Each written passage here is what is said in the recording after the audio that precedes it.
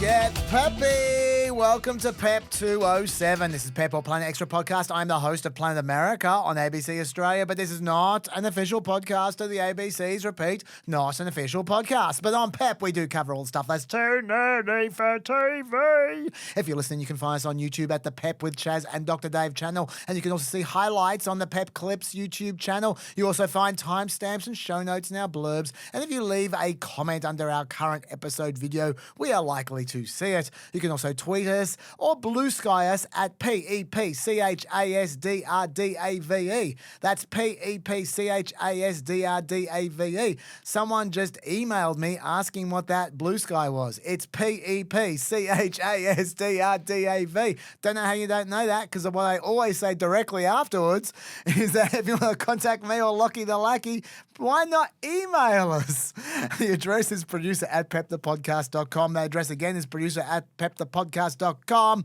And if you want to chat to some fellow peppers, you can join our Discord server. It's on the screen now or in the blurb of the podcast. But for now, let's turn to yet another man who will never raise the stakes on inconsequential views. It's the Iron Man of the PEP world. I am now crowning you. I dub thee the Iron Man in the PEP world, Jared Mondschein. Hello, Jared. Hello. Now, for those who are going, hang on, what's going on here? And you're looking back, am I listening to 206 again? No, you're not. This is Jared backing up. This is why he's the Iron Man. Dave had to pull out after specifically telling me to not talk about Bukele last PEP. He had to pull out. He's going overseas. He's not going to be on the next PEP either, and then he will be back after that. But I only realised he had to pull out yesterday. So I then I didn't want to call you again, Jared, because 2 days ago we went till 2:30 a.m. and I thought, give the guy some space. You got some great comments. The Peppers love you, and so I had no problems getting you back. And from my perspective, but from your perspective, I thought he must have a life. He can't be spending 4 hours a day every second day, especially on a public holiday, doing PEP. So I was asking everyone else, and they're going, "Well, hang on, tomorrow? I don't have time to prepare, and tomorrow's Good Friday. What's going on?" And just out of desperation, I said, "Oh, look, he might as well say no to me." And so I asked you, and you said yes. I am so grateful, Jared. Thank you very much. Absolutely my pleasure. And I was saying, the Peppers, your comments are far kinder than the comments I get when I appear in other media outlets in Australia. We're doing our bit for you, Jared, for your confidence. Honestly, I am very impressed. I mean, even I didn't know even I was going to get here today. I was feeling, you can hear my voice isn't great. I was a little bit sick yesterday, and and I thought, I'm not going to get there. This is going to be Lockie and Jared. but I got here, so well done. I am very, very impressed. I promise, in return for you appearing here today, I promise to not flip that hourglass. We'll see if they're famous last words. All right, got a little bit of... Correspondence Central. Correspondence Central. Hey! Now, when I say a little, I mean a lot, but I'm only going to do a little because I don't want to flip that hourglass. So I'm going to save the rest for the next PEP after the break, so after the Easter, when I'm going to spend my Easter reading emails. But I am going to now just go through the correspondence from YouTube from the last PEP, the one involving you. This is a bit of a ritual that you'll know you're in PEP world now, Jared, when we start going through people's critiques of you. Can't wait. That's how it works. There aren't many, to be honest. As always, whenever I bring up the ABC, that is always the most feedback. So let's just deal with that to begin with. So Can I just say quickly on ABC, as an American? Yeah, sure. I don't really get the fuss. Like, I am so agnostic on this, but as an American, my first thought, I don't know if you remember this off camera when we talked about this, my number one thought was, what about Lockheed getting healthcare coverage? that, as an American, that's the only thing that I really thought about. Otherwise, I'm like, you do you. Yeah, no, I can understand that. That's not such a problem. I mean, I'm certainly not giving him healthcare coverage, but I think he's okay, even without the ABC. That is true. Okay, first of all, Gary, he says, another part of the pushback against ABC backing is that I'd say most viewers get two different versions of Chaz. The polished and restrained Chaz on Planet America and the raw, unedited, unleashed Chaz on PEP. There's a view that by having the ABC take over PEP, we won't get Chaz unleashed anymore. The kind of Chaz that would risk merchandising a publicly funded product. Look, there's a legit concern, Gary. I am much more professional on TV, it is true, than I am on the pod because I'm conscious of the fact that that's on ABC TV. That will find me in front of the Senate Estimates Committee. They'll get ABC into trouble. That will get my supervisor sacked. I am conscious of that.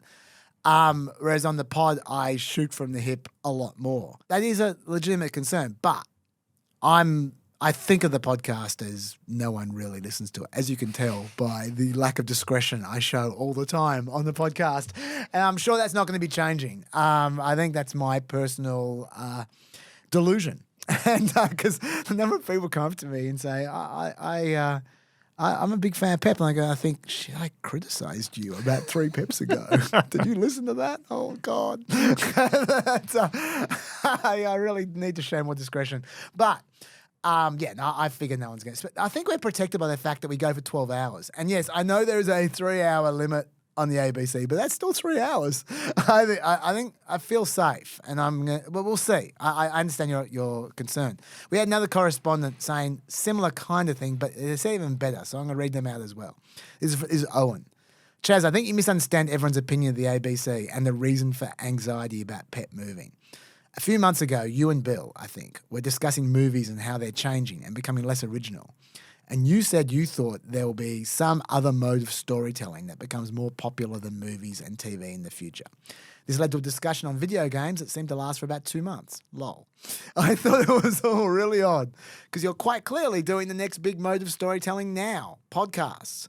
Podcasts are the form of media I consume far more than anything else and isn't even close. And I love the ABC. They have some really great podcasts. He mentions them. I don't want to do advertising, even ABC products. But the ABC is a terrible spot for PEP. ABC podcasts are short and punchy. They don't do long-form podcasts like yours and Dan Carlin, and I'll be shocked if you're able to keep PEP as good as it is under their banner.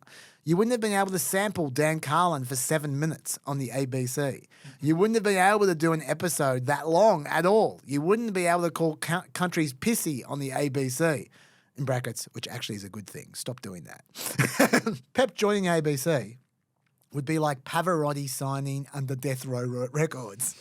They're both good in their own way. I don't want them together, though, at the same time.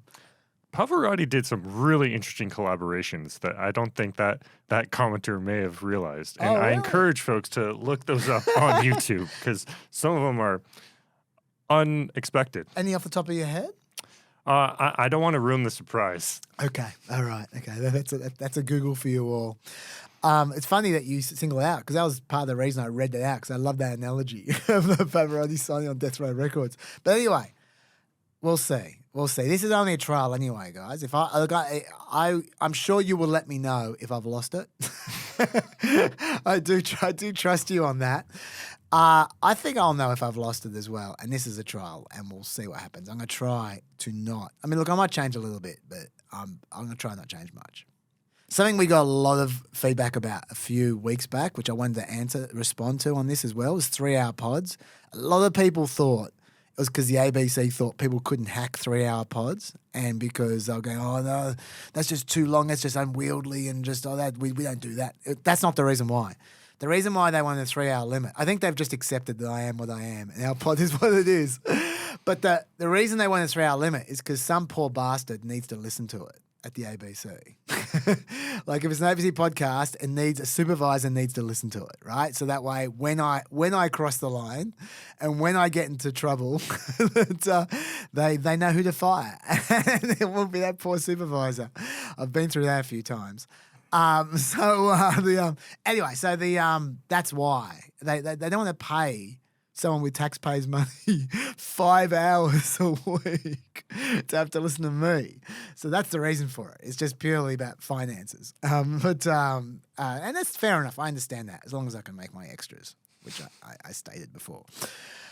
One more on that from Jason. If this podcast becomes an official podcast of the ABC, will I still be able to buy high quality merch? Jason, I would have thought if there's one thing we have demonstrated on this podcast is that you won't get high quality merchandise from us ever under any circumstances. But I am talking to the ABC about merch as well. Selling merch, giving them the profits. That's what I want to do. I don't care about the profits. I care about the merch. You guys want it? I want to give it to you. So I'm optimistic about that, but I'm not 100% sure. It won't be a deal breaker, though. And that's not my deal breaker. My deal breaker is extras. Extras! All right. Now, US Study Center correspondence for Jared. Here we go. Into the octagon. Can I just say, we've had many folks criticize us at the US Study Center, and we've gotten a few monikers, but perhaps my favorite was the Useless Study Center. Useless. That's good. I really appreciated that. Well, this isn't abuse. This is confusion from Liam. After listening to PEP for years, I never thought to ask, what is the US Study Center? I thought you might as well just answer that to me. I mean, what is it not? So it's not useless, I hope. I would hope so. US Study Center is a think tank based at the University of Sydney. We are at the University of Sydney, perhaps not of the University of Sydney. Dr. Dave, as you call him, he is actually of the University of Sydney half and of U.S. Study Center half. So it's a collaboration. I'm fully of the U.S. Study Center, if that makes sense, right? So it is a think tank based at the University of Sydney, been there since the early 2000s. And our motto is Analysis of America, Insights for Australia, and Solutions for the Alliance. And we touch on a bunch of different topics ranging from foreign policy and defense and emerging technology and economic security on the think tank side, or domestic politics, that's something I cover, to even on the academic side, people like Dr. Dave teach a wide variety of classes. And him and his colleagues teach things like U.S. foreign policy and U.S. Indo-Pacific strategy, or even the history of U.S. comedy. So who is on the think tank side, who is that for? Like who is the think tank? I mean, I understand why there's think tanks in America, but why are there think tanks in Australia? Who is that for? That's a great question. So not many people realize that we are not actually funded by the U.S. government. If you actually come to U.S. Study Center and you go into the elevator, you'll notice that there's a level 2 and there's no level 1. So there's rumors that the CIA is on level 1. Okay. And I tell everyone, please give me that CIA money. I would love to have it. But no, there is no level 1. It's just like it's an old building. Sure. And so it's just like a AC system down there. But no, we are primarily funded by our revenue. Our top 2 revenue sources are 1, students, so basically teaching classes, and 2, the Australian government, Commonwealth governments. And so we see it as a national service. And so, that's why I talk to a wide variety of media outlets on what's going on in America, but we also go to Canberra all the time, and we want to make it policy relevant, but also relevant to the lay public as well. Okay, so it's for for Australian policy people, essentially. And the public at large. As the research director, I tell everyone I don't want us to only aim at Canberra. I want us to make it relevant to everyone. We're democracies. We should not be only aiming at the elite. Yeah, fair enough. Okay, now this is my favourite part of the correspondence here. This is what I call Aussie Uncle Phil versus Jared correspondence. Because while Aussie Uncle Phil enjoyed the podcast, he described it as one of our best, he also had quite a few no-ums for Jared. I want to run you through a couple. I won't go through all of them. I was just go through a couple of them and give you the right reply here, Jared. Okay, first one. The US has more than one secure communications facility. This is talking about Signal. Mm-hmm. And if they wanted one that would be easy to use, they could knock up a Signal equivalent in no time. Heck, I could do it in a couple of weeks. Very rough, of course. The problem isn't the app. Signal communications are probably very secure. There are 2 holes where they blow up. The first is the phones themselves, which are not so secure. The communications are encrypted before it leaves the phone, but it's in the clear on the phone itself, and phones are very easy to hack. That's why it's important not to use them for things like this. The second issue is key distribution. On the phone, it's blatantly insecure. You exchange encrypted keys, but there's an accessible chain there, and if you hack the device, you can watch the key exchange. These are why secure comms don't usually go on phones. Secure comms within embassies and other facilities like military bases are sent out on physical media that is destroyed when it's installed. The problem is people don't want to be bothered with having to find a secure facility. Why? Beats me. The US has embassies in every country in the world, including Russia. Sheer laziness, and that's one of the two biggest dangers to any secure system. The other is stupidity. You got a response to that one? Firstly, just a fact check on the fact checker. The U.S. does not have embassies in every country in the world, including North Korea and Iran, where the U.S. has been not living in its well-known embassy for many decades now. And instead it has interest desks at various embassies. Very good point about Iran. Yes. Yeah, in the same way that Iran doesn't have an embassy in the U.S. and they have an interest desk. I believe it's with the Pakistanis last I checked, but I might be wrong on that one. So, yes, there's a lot of issues with the fact that phones are not secure. With that said, I think we're in an era where we need to move faster than ever. We need to respond faster than ever. And folks can't always get to a skiff very quickly. And I think there's value in perhaps providing folks with a more secure, ultimately nothing's foolproof, right? But a more secure, maybe government issued phone that only has, I don't know, like satellite technology. I'm not a technology person. Sure. And Phil? Aussie Uncle Phil. Aussie Uncle Phil. Is. I'm glad I didn't call him Dr. Phil. I'm glad that he knows the technology, but I would like to think that we can find ways to provide essential government officials with mobile technology that is more secure than a publicly accessible phone. And perhaps, it doesn't rely on the Wi-Fi, it doesn't rely on cell towers. So as long as you have perhaps satellite coverage, you can use it. But I just feel like we need to be more nimble in societies, but especially in governments with quickly evolving situations. And the Trump administration made clear that they think Signal is an appropriate app to do so. But again, as a layperson, I know that Signal is relatively secure, except for the fact that you can also, as Aussie Uncle Phil said, there are issues with phones, but also the fact that you can put Signal on your laptop or on your computer, your desktop, means there's if your computer is compromised, then there's a whole nother issue there, right? So there's a lot of issues that I feel like could be mitigated. Are we ever going to have a commercially available phone or as commercially available for government workers? No, but something maybe a bit more frustrating, but a lot more secure. There's got to be a way. If the government is providing all their hardware and software, that the government can make it secure, or at least close to it. There's got to be a way. Exactly. Anyway, that was part one. Part two, we're now talking about mobile payments, mobile payment systems. You were making the point before that the US invented mobile payment systems, and they haven't taken advantage of it since. Or at least not as much as they should, as other countries have. Aussie Uncle Phil disagrees. Jared is completely wrong that the US invented mobile payments. NFC generally was developed by Europe in the 80s, especially for transport payments. One of my very early lives was in this very area. I should say, by the way, I know who Aussie Uncle Phil is. I know his background.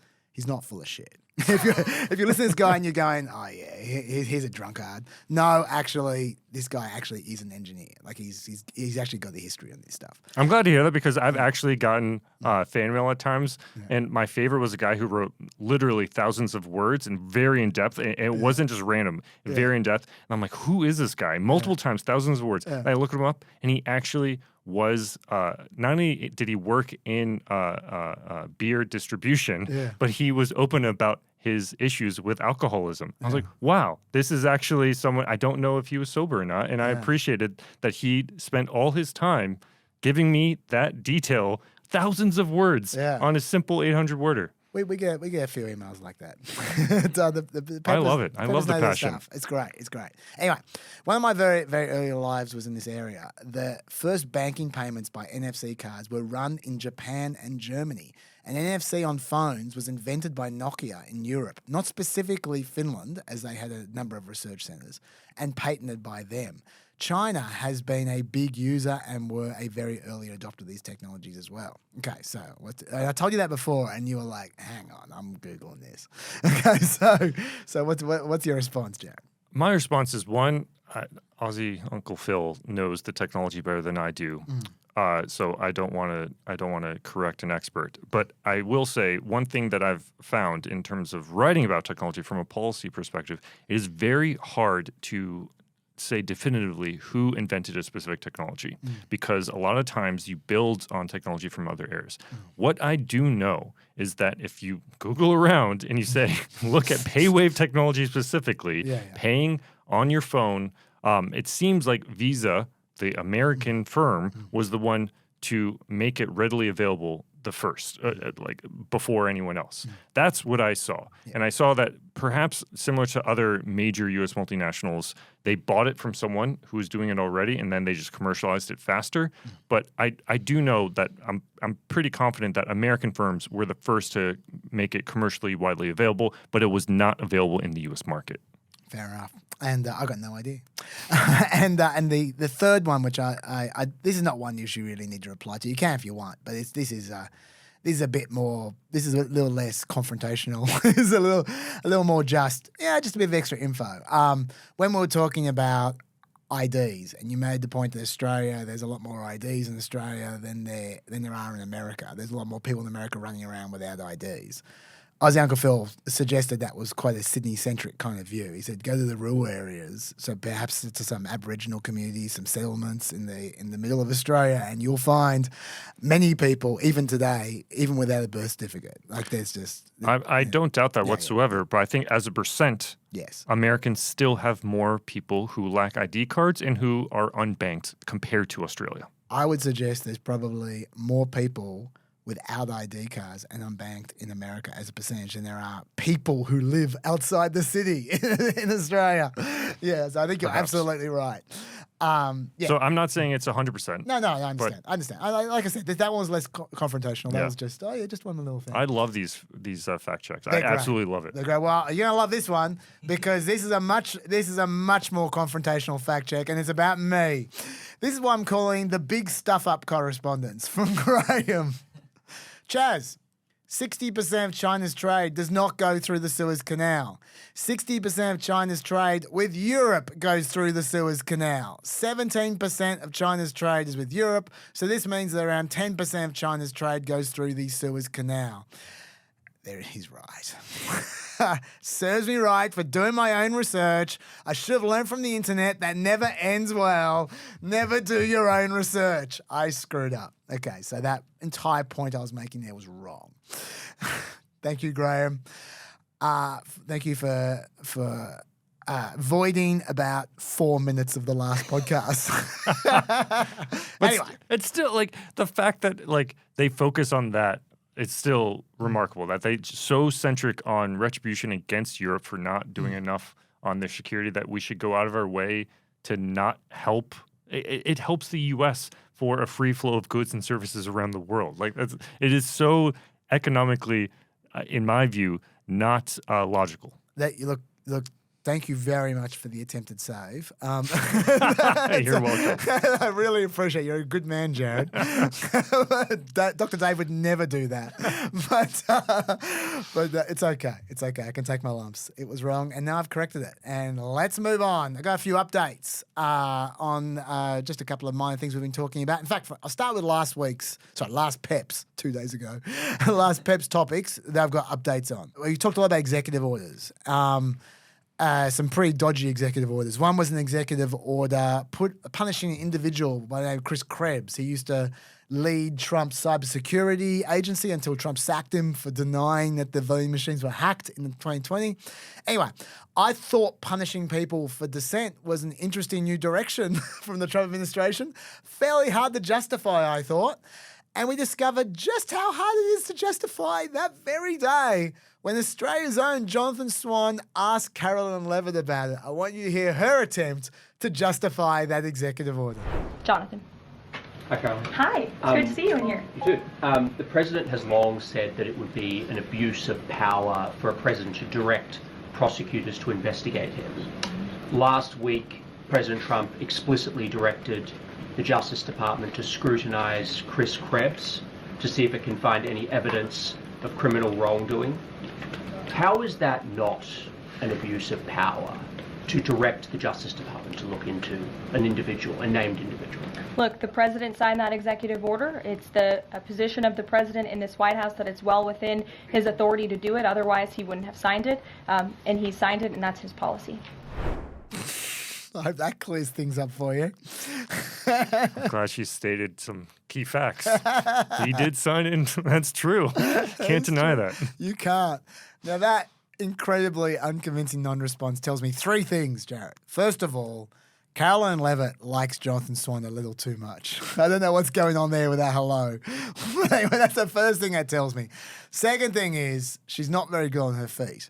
And the third thing it tells me is that the administration is so blasé about these power grabs, they haven't even bothered to prepare a spin justification for them. They clearly didn't think they needed an explanation for this. They didn't prepare one. She had nothing, obviously. And I think that's telling that they think no one cares, and they're probably right.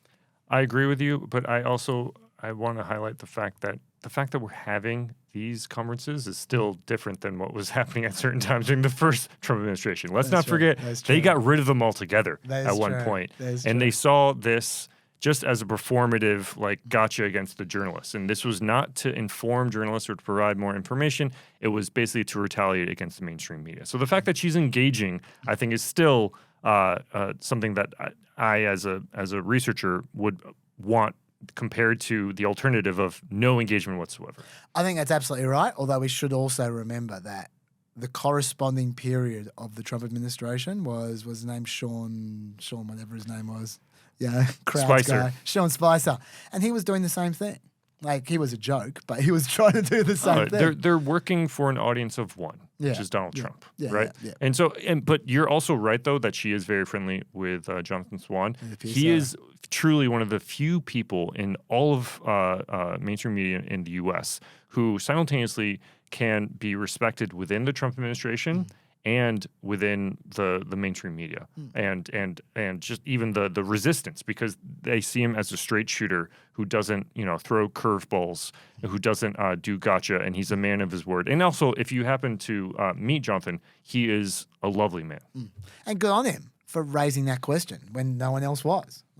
Completely. Absolutely. And let's not forget also his viral Axios interview of Donald Trump. No one's done a better interview since then, right?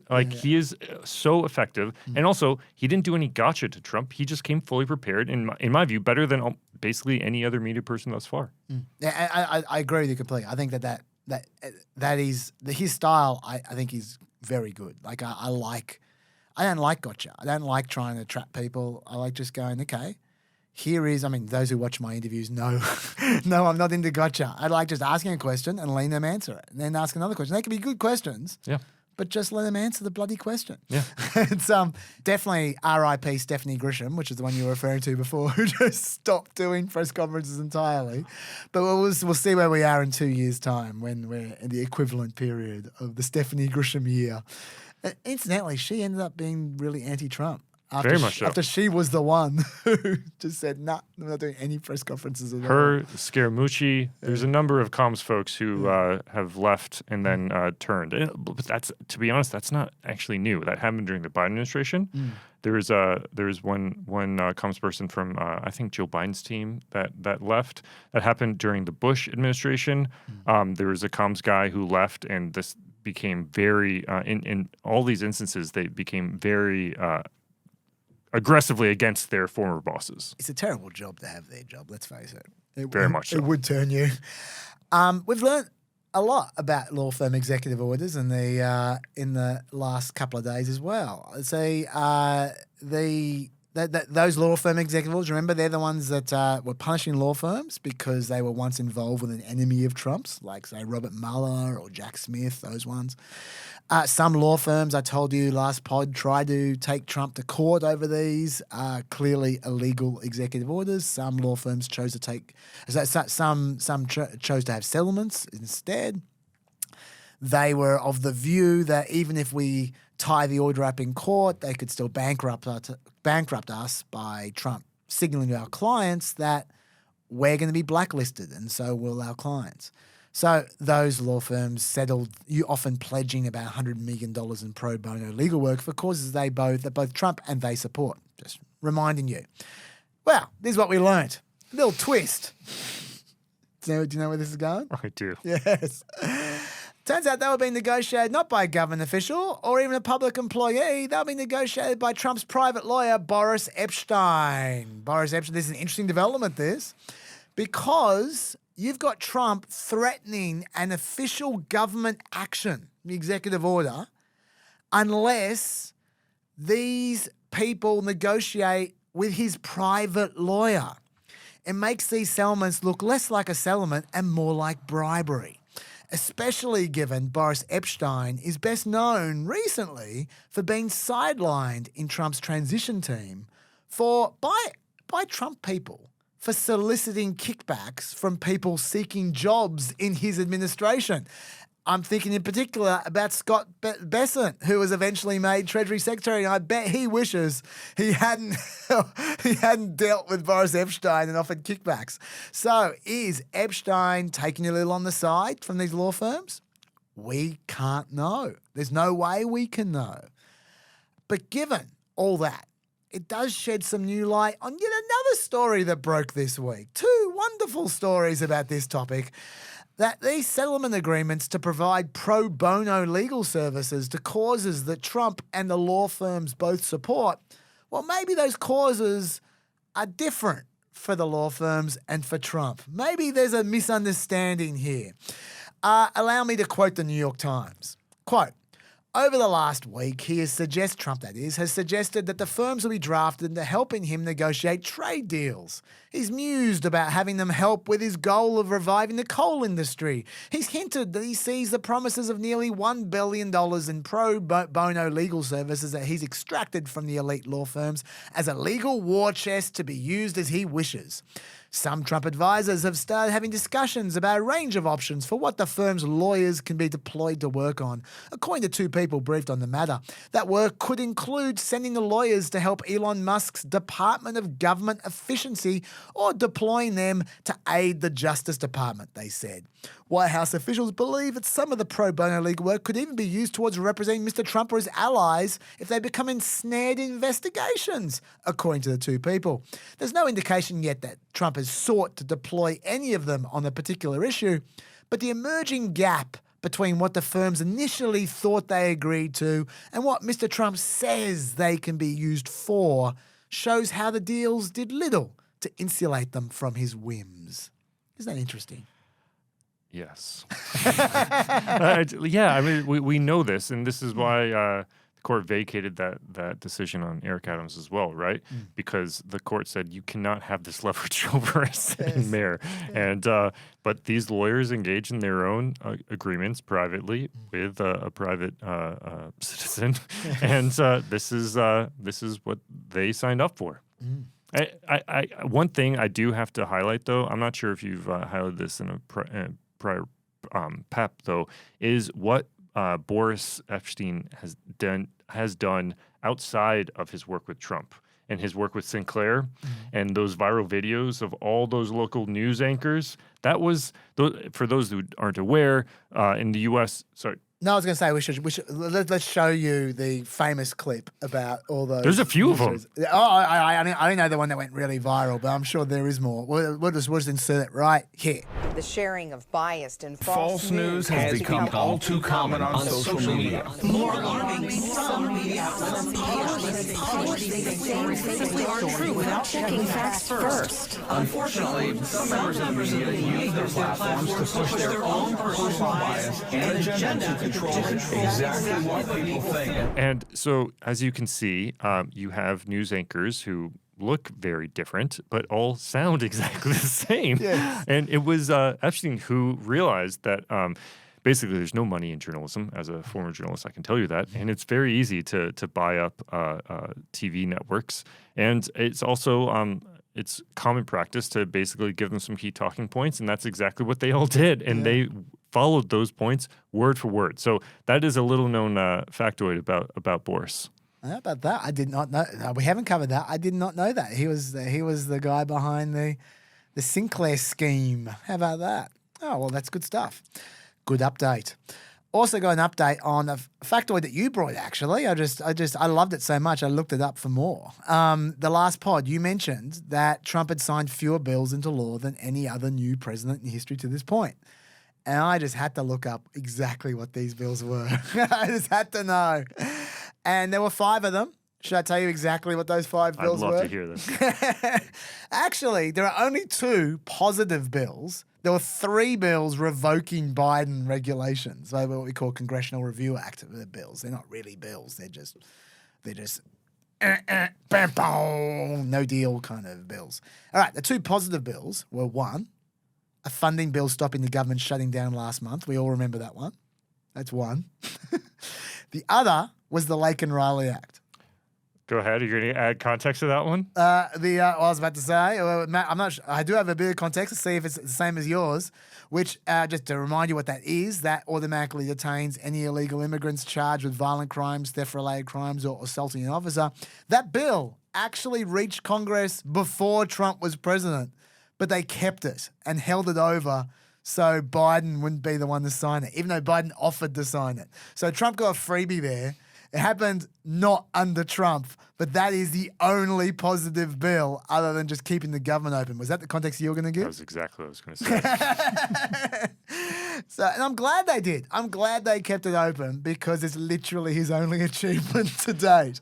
Can I just add in terms of the bills, I don't think people appreciate just how little was passed in legislation in his first term either. The one signature piece of legislation he passed in his first term was the tax cuts, tax cuts. And I'll never forget, John Boehner went on the former Republican Speaker of the House went on a speaking tour about during the Trump administration and after leaving office, and he made very clear that I think his term was Trump would have passed and signed a ham sandwich if we gave it to him because they just could not. They could not get anything passed, and that was and the House of Representatives at the time. They wrote the entire bill.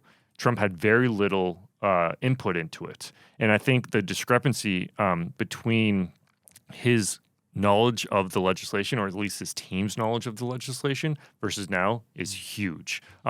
Yes, we're back to the era of not signing many things into law, just like the first term. But in terms of his his administration's very detailed knowledge of the legislation, light years different. Yep. As for the 3 revoking bills, I haven't forgotten them. 1 revoked a regulation forcing digital asset brokers to comply with the same tax reporting laws as other brokers. 1 revoked a regulation which imposed a charge on polluters who leaked methane. And the last revoked a regulation that an archaeological report should be included in any oil or gas exploration plan. So there you go. Apart from breaking the Constitution in tiny little bits, Trump has not done much.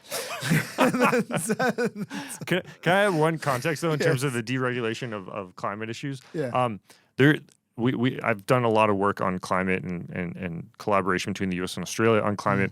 And yes, Trump is going to deregulate a lot of climate issues, but on other issues, including like car emissions, a lot of people pay attention to what is done federally and what Trump is doing to basically get rid of car emission standards federally, as much as possible.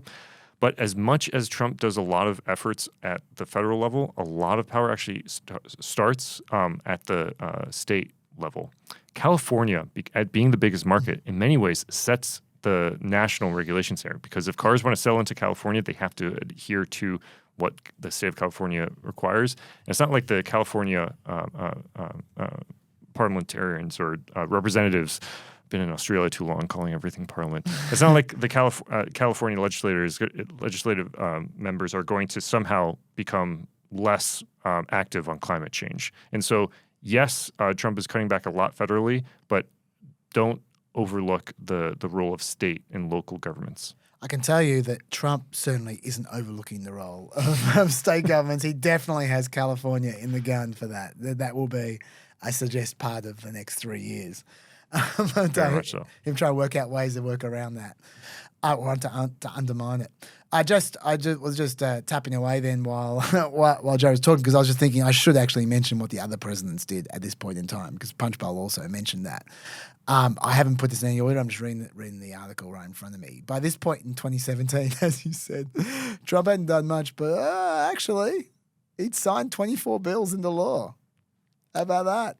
By this point in Biden's presidency, he'd signed 7. 2009, remember Trump now is 5, but really 1, well, kind of half. 2009, Barack Obama had signed 11. 2001, George W. Bush had signed 7. In 1993, Bill Clinton had signed 21. 1989, H.W. had signed 13. 81, Reagan had signed 9. Carter had signed 19. Nixon signed 8. JFK had signed 20. Dwight D. Eisenhower had signed 20. So actually, Trump 1 was in the lead. That didn't last. But yeah, I should go and look them up and then have an update in the update. Let's get into content. Now, I was going to go into the actual big story, which you all know. I'm sure the title, I haven't thought of it yet, but I'm sure it's about Bukele, because that is the big story of the week. I'd normally start with that, but I've been doing a bit of talking, and I know I'm going to do a lot of talking during Bukele.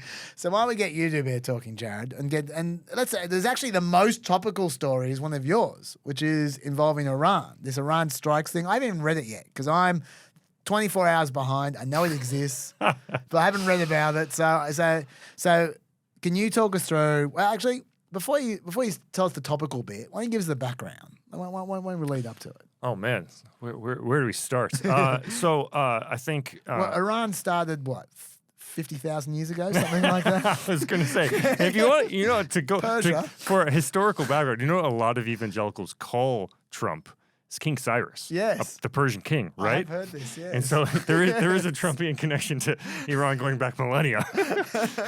I'll go for it. So I think what's going on with Iran is there are in the Republican world, I think there are a few areas that really divide the young MAGA crowd versus the old Republican crowd more than the Middle East, especially Israel and Iran. And so the context that starts this all is that Israel had planned to strike Iranian nuclear sites as soon as May. But they were actually waved off, is the term that the New York Times used, by President Trump in favor of negotiating a deal with Iran to limit its nuclear program. And Trump only made the decision after months of internal debate over whether to pursue diplomacy, support Israel, or in ways to set back Iran's ability to build a nuclear warhead. So what's really interesting about this is that one thing I talk about, and we talk about at the U.S. Study Center, is the difference between structure and agency, and how some things would have stayed the same even if Harris had won, right? Like, it's not like, let's not forget Biden brought insulin prices down to $35, right? And I was saying before the election, during the election, after the election, it didn't actually matter who won. More U.S. presidents are going to try to do more of that because U.S. Spending on medicines are just way too high, and that's going to come. Another structural thing that would have continued no matter what is the U.S. wanting to not be involved in the Middle East anymore, and the U.S. wanting Europe to do more. And you can also add another, China being the biggest strategic competitor. But the one thing that you have some difference, though, is what lack of involvement in the Middle East looks like. Yeah. So let's not forget that Trump broke the conventional wisdom on the Middle East by moving the Israeli embassy from Jerusalem to Tel Aviv. Everyone thought that would start a major war. It didn't. Trump also... Other way around, yeah? From Tel Aviv to Jerusalem. Sorry, you're right. Yeah, I have. yeah. You're completely right. I'm That's sorry. right, that's From right. Tel Aviv to Jerusalem. Yeah, Thank yeah, you. yeah, But Trump also assassinated one of the top military officials in Iran Yes. during his first term, Soleimani, who was responsible for basically all of their extracurricular activity around the region. So he had the full backing of, during that first term, the entire Republican caucus in many ways, right? Like outside of maybe Rand Paul, everyone was like, yes, all in. This is the way to stick it to Iran. And this is the complete opposite of what the Obama administration was doing on Iran, which was what we call the JCPOA, which is essentially the Iran deal. The Iran deal, let's not forget, was something that the Obama administration negotiated during their term of office, excuse me, to basically limit Iran's nuclear ambitions and by requiring more transparency, but also in exchange allowing Iran more access to the financial markets and less restrictions on their economy. As very soon after coming into office, Trump completely went backwards on all of that and said, no, we're actually going to do maximum pressure on Iran. All right, so that's the context of what Trump did during his first term: maximum pressure, economically, militarily, engaging in an assassination of their. Sorry, just before you go on, before you leave Iran deal, given what's coming, can you go into slightly more detail about what the Iran deal involved? Because as a spoiler, there are people who are suggesting that Trump right now is trying to engineer a new version of the Iran deal. So they're not wrong. Yeah. Well, I was just saying, Okay, just to explain to people. So when we're going, this is just the Iran deal again. I know what we're talking about. So the Iran deal, as negotiated by the Obama administration, would have required lots of site visits of their nuclear facilities, and it would limit their nuclear proliferation, their uranium proliferation or enrichment, and it would have all sorts of regular site inspections. Yes. And by the IAEA. Yeah. Go And ahead. importantly, also, there was no component about ballistic missiles.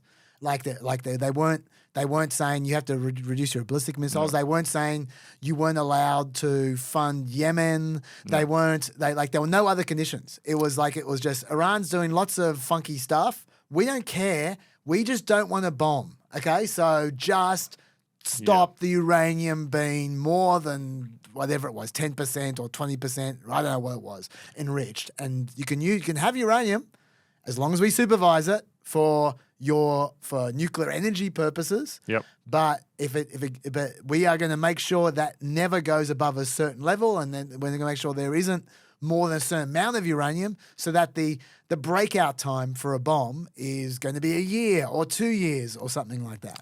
Exactly right. Yeah. It faced a lot of criticism by Republicans because it was so, in their view, myopically focused on just enrichment. Yeah. And if anything, the Republican line was you gave them access to all this money that they then went on to finance rebels in Yemen, Hamas in Gaza, Hezbollah in Lebanon, and you just let them have more financing for killing not only allies of the U.S., but Americans, right?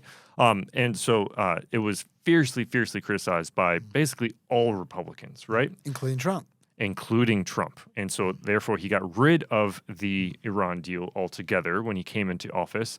But interestingly enough, he didn't provide for an alternative beyond maximum pressure.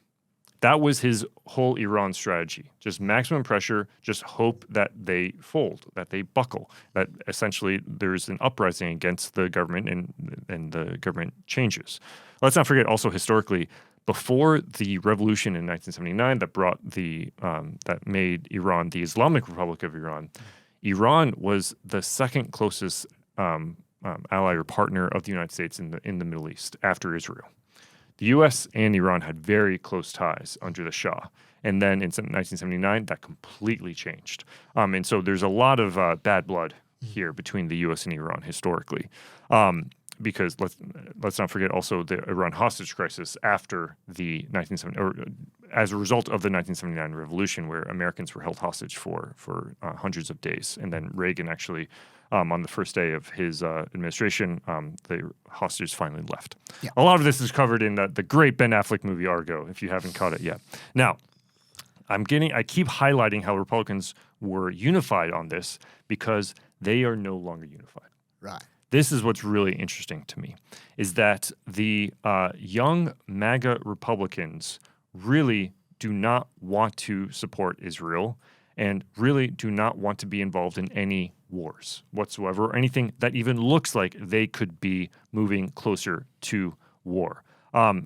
Sometimes I like to look on Twitter at what Trump's biggest supporters say about his policies, and so you have Charlie Kirk. Yes. Is one famous one. He's always Then fun. then there's Nick Fuentes, more controversial than He's Charlie even more Cook. fun. This, I think, Nick Fuentes has a tweet that I think really sums up where things are right now, and perhaps we can show this on. We can. But I'll read it for those not watching. And this is his tweet: in favor of an Iran deal, Trump, Vance, Witkoff, Obama, Biden, Pezeshkian, EU, Russia, China, Saudi Arabia, Qatar, Bahrain. In favor of an Iran war, Israel, UAE, Rubio, Walt, Netanyahu. Again, Right. this tells you, I think, what they think. And Yeah. I think Charlie Kirk as well. I remember when Trump made his Gaza Largo comment, he went out of his way to say, I don't stand for this whatsoever. I think the Vance MAGA type is very different than the Republican type, and they've been unified in their opposition to Obama and opposition to Biden and opposition to Iran going nuclear until, I guess, recently.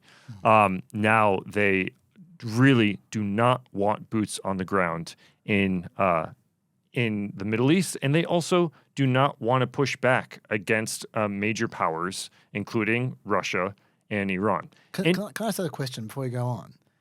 Is the break an age break, or is it a online versus offline break for Republicans? Do you think? Why not both, right? Yeah. It's hard to tell at this point. But I will say, though, that this touches on a really big division in the Republican Party on Israel in particular. If you look at polling on Israel in the just in America, it's become very polarized. It's been, I think, during Netanyahu's time in office, both before he's had a number of times as prime minister, and I think we've seen a political polarization of the views of Israel in the United States. And it used to be sort of bipartisan consensus, and now I think they basically had their most pro-Israel president in Biden.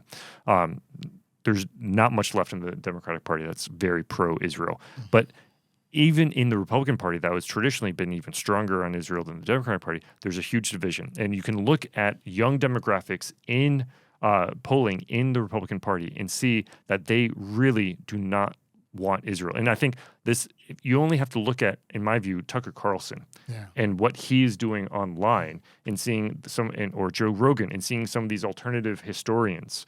You can see how they are engaging in some interesting analysis of history, right? Yes. Saying one historian they had said 9/11 was Israel's fault, right? So I think we're at a turning point right now on Israel within the Republican Party, in this sort of tension within the Trump administration is an acute example of it. Yeah. So do you think, I mean, I've already kind of given away the the punchline a little bit.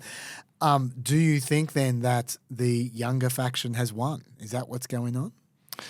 For now. But I think I've been polling on foreign policy for a long time now, and I don't like to speak too confidently about where things are heading, because I've seen time and time again that foreign policy a lot of times follows political elites. Just look at where polling was on Russia 10 years ago versus now. Yeah. Just in the last few years, look at polling on Ukraine, right? the number of Americans who said that Russia is an enemy has decreased significantly. Now, do they still say it's unfriendly? Yes. But they've switched from the enemy camp. A lot of them have, especially on the Republican side, switched from the enemy camp to the unfriendly camp. And you can, again, the polling bears this out. And that, in my view, is political rhetoric. That is not something that is sort of organically occurring in the United States. Okay, so if we just flesh this out just slightly more, when we're talking about about the pro-Israel camp versus the not pro-Israel camp in the Republican Party, I mean, how does this manifest itself? I guess is the question. In that, okay, so when we're talking about Iran policy, how does this manifest itself? Well, Netanyahu, as far as I know, he basically argues that the only acceptable outcome is what they call a Libya-style outcome, which was when they something that John Bolton did it as well. Yes, exactly, and that's what John Bolton said about North Korea as well. He said, "No, we need a Libya-style outcome," and what they're referring to there is I don't remember when it was. It was like 2011, maybe 20. No, it was before that. It was like 2008, 2007. It was under Bush. No. So you went when he went denuclear? No, when Libya it gave was up early. their- It was like 2004 or 5, 2004, I think. okay, yeah. So it was the early 2000s. I was definitely after 9/11, and Yep. they were like, okay, all right, we've just gone in, we've just broken Afghanistan. We're now in the process of breaking Iraq. Who else are we going to break in the Middle East? Hey, Libya, you've got nuclear weapons. Do you want to be next? And Gaddafi was looking at this and going, well, I don't want whatever Iraq is having, so I am going to give up my nuclear weapons completely. I'll just hand them over. I don't need them. I don't want them.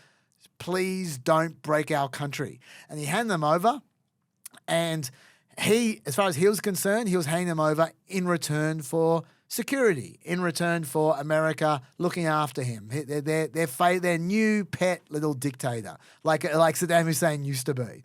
That's what they thought. And then when the people rose up and said, hey, let's make some ugly videos of Gaddafi being hunted down, America did nothing. In fact, I think from memory, Hillary Clinton had a good cackle about it. And so, in hindsight, the lesson everyone learnt in that region learnt from that is don't do the Libya solution. The security you need are nukes. No matter what America says, they're not going to invade you if you have nukes. But as soon as you get rid of those nukes, they don't give us stuff. You're not their problem anymore. Have I summarized that well? You've summarized it perfectly, and I just confirmed it was 2003 when Gaddafi agreed to eliminate its nuclear weapons. So that was only a few months after the U.S. went into Iraq. Just before people realized there was a very good reason that the U.S. would not be going into any other countries. And can I just say, strategically, I think in many ways the U.S. made a mistake there. Was Gaddafi a human rights abuser? Yes. Was Gaddafi like a murderer? Yes. But if the fact that they did not give Gaddafi essentially a penthouse suite in some island off the coast of Florida or something like that has really only incentivized nuclear proliferation. It just seemed short-sighted at the time to do it. It felt good to get rid of Gaddafi because he had done so many things to his people, but yeah, I think it was a catalyst for instability in my view. Absolutely. And so Netanyahu's point of view is that he wants the Libya-style arrangement for Iran, which is you give up everything or we'll make you. And he, I think, has been hoping until now that Trump would be with him. But Trump doesn't sound like he's with him. I think if the talks aren't successful with Iran, I think Iran is going to be in great danger. And I hate to say it, great danger, because they can't have a nuclear weapon. So is that a yes? You know, it's not a complicated formula. Iran cannot have a nuclear weapon. That's all there is. So can't have it. Right now we have countries that have nuclear power that shouldn't have it, but I'm sure we'll be able to negotiate out of that too as part of this later on down the line. But Iran cannot have a nuclear weapon. And if the talks aren't successful, I actually think it'll be a very bad day for Iran. Okay, so he sounds a little bellicose, but here's the thing. He's just talking about nuclear weapons. He is, and let's not forget that what George W. Bush, their administration said about North Korea getting nuclear weapons. What was it? They should not have nuclear weapons. There you go. There you go. There you go. But my point is that he's not talking about proxy battles. He's not talking about Hamas. He's not talking about Yemen. He's not talking about ballistic missiles. He's not talking about facilities. He's not talking about anything like that. He's just saying they can't have a bomb. That's it. That's it. They can't have a bomb. And then he also said, I want them to be a rich, great nation. Yeah.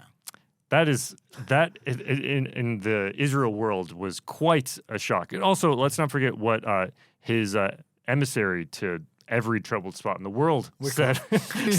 Steve Witkoff, the notable foreign policy expert, he said after meeting with Iran's foreign minister, he said that the administration's red line was weaponization of Iran's nuclear capabilities, which is basically conceding more to Iran than what Obama's nuclear deal did. And so I guess he walked back that later, saying that Iran must eliminate its nuclear enrichment and weaponization program. But I think this touches on, in my view, something in the Trump world, whereas Jared Kushner, because he was Trump's son-in-law, was uniquely insecure about his authority. Remember him talking about how he read 20-something books on the Middle East? Yes. Whereas I think maybe is it because he doesn't have family ties and he has more age. I don't think Witkoff is as insecure as Jared Kushner is. And so we have these instances of Witkoff taking verbatim Kremlin talking points and then saying things like and not recognizing what the actual red lines are historically for the administration. Yeah. And, so is this then what Trump's talking about here? Just saying no bomb, no bomb, no bomb. Is this just the Iran deal again? Is that what we're looking at? That's what it appears to be. But the thing is, again, Trump has no strategy. He doesn't really know where he wants to land. What we do know is that he hates divisions in his Republican caucus, right? Base, yeah. So that includes Ukraine. He just wants it to go away. That includes Iran. He just wants it to go away. Yeah. Whereas, what does that not include? Immigration. Yeah. So they want to talk about immigration all day, every day. They want that to be the headline. Not only does it unite his Republican caucus, he also has the public support for it. Yeah. Yeah. Okay. Well, we're going to get to that real soon. And I suppose another thing I'd like to bring up on this, I should also say we haven't even mentioned this yet, that that there are talks going on as well. there were talks between Iran and America last Saturday. I think there's going to be talks again tomorrow.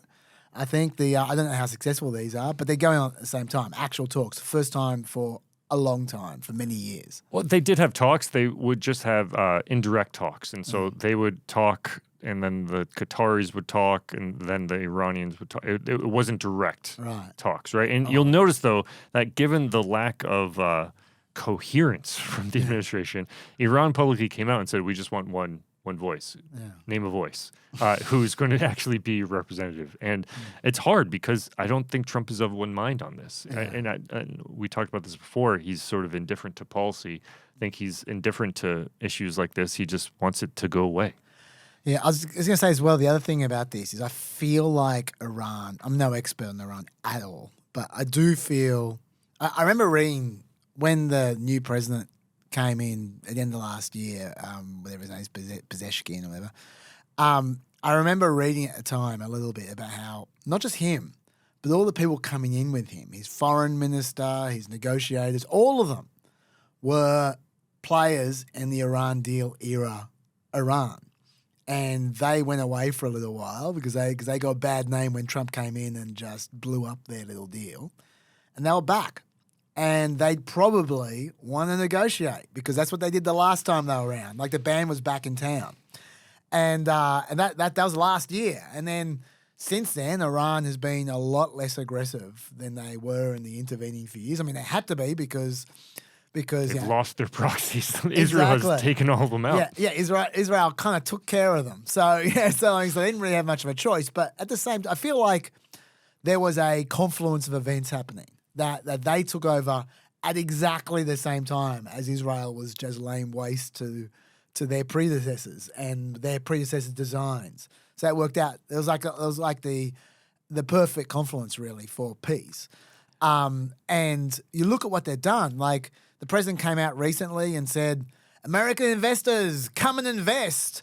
And which is obviously sucking up to Trump. Yeah. Like he knows that's what Trump wants to hear. Yeah. And we should say that Khomeini, the Ayatollah, he said that Khomeini had no opposition to investment by American investors in Iran, even though Khomeini did not let that happen the last time round in 2015. So that's new. Sorry? Can I just add quickly the fact that there are those in Iran who wanted Trump to win the election, even though he was in the government, even though he's maximum pressure. The reason is the same reason that they said only Nixon could go to China. If their calculus was if Trump made another Iran deal, it would have a lot more staying power than if a Democrat did. Because a Democrat who did it, they just say, "Oh, you're weak," and the Republican would come in and get rid of it, just like what happened, right? And so there was some cautious optimism, like, "Oh, Trump's a deal maker. Maybe we could get a deal with this guy, and it will actually have some lasting power." That makes sense. Yeah. Well, they'd certainly been doing things. Like also, Iran ordered its forces to stop supporting the Houthis, for instance, as well, which would have helped as well, I imagine. You seem unimpressed by that. Iran, no choice again. Iran has pledged a number of things in the past that I think Fair enough. What they say publicly may not be what they do privately. Maybe. As well as that, at the same time, Trump, as he parked 7 B-2 bombers in the islands near Iran, which is like a third of their fleet of bombers, America's fleet of bombers, which is, probably just that might help peace along a little bit as well. Just saying, hey guys, here are all our bombers just off your coast. So I do feel like things are moving in this direction. Even without the one side winning or another amongst the Republicans. But then when you throw in the Republican Civil War, it makes it even more interesting. What I also find really interesting is that Iran is one of the few areas where pro-Biden Republicans, those who had left the Republican Party and Adam Kinzinger or Liz Cheney or all these folks, even Mitch McConnell, they don't love Donald Trump, but they really hated Biden's Iran policy. Yeah. Because do you know what Biden's Iran policy was? Tell me. I don't either. He didn't. I don't have one really. Yeah. Basically, they thought maybe about going back to the Iran deal, and then it didn't really work out, and then it was just like a holding pattern, And so they didn't really have an Iran policy, despite the fact that Trump had one, albeit a pretty simple one of maximum pressure. A lot of anti-Trump Republicans were like, at least Trump will be better on Iran. So the fact that he's walking back now, his strong stance on Iran, I think is very interesting for the Republicans who are even holding their nose and still supporting him. Can I say, we just got a comment from YouTube. Not that I'm looking at YouTube, but just they pop up on my laptop. Jared needs to be more often. Do you think he needs to be on more often than this? Every single time? There can be some very happy people with you backing up, Jared. Thank you very much. I'm glad that my mom knows how to use multiple YouTube logins. Okay, before we move off Iran, I don't know if you've got much more to say about Iran. No. Okay, before we move off, I just want to throw one thing in here. Look, it's a bit cheeky, a little conspiracy-ish, but I would be remiss if I didn't at least raise the question, and then you can slap it down if you like. And that is it a coincidence that a new agreement with Iran, like an Iran deal-like agreement, would be very nice for Russia? Interesting point. It depends on the type of deal. It depends on what what are they agreeing to? I mean, ultimately, what does the U.S. want? The U.S. just wants to get the hell out of the Middle East. And I think what not many people appreciate is like the Abraham Accords. Yeah. That is the number one enabler for the U.S. to get out of the Middle East. Because basically it's the U.S. saying, oh, great, Israel, Saudi Arabia, and others, you guys are friends now. You all hate Iran. Excellent. Go handle it. You have your own militaries. You know how to do this. We don't have to be around. And I think you could see the early signs of this coalition when Iran attacked Israel directly. Let's not forget, that's crazy that how we don't even talk about this anymore. But there's a direct attack from Iran on Israel. Yeah. And there was a whole coalition of countries that supported or facilitated it, including Jordan, Saudi Arabia, And France, UK, the US, all these different countries all had a sort of coalition against Iran. The Abraham Accords is something that both Democrats and Republicans have supported because it is the first and best way for the U.S. to no longer have to put boots on the ground in the Middle East. Fair enough. And by the way, for those who have question marks about what I just said before about Russia, they're going, what? So why is this good for Russia? Russia's an ally of Iran. So if Iran's back in the game and they're getting commercial interest and they're not under the pump and they're allowed to grow, that would be good for Russia. Okay. If you have nothing else to say, should we get on to the main game?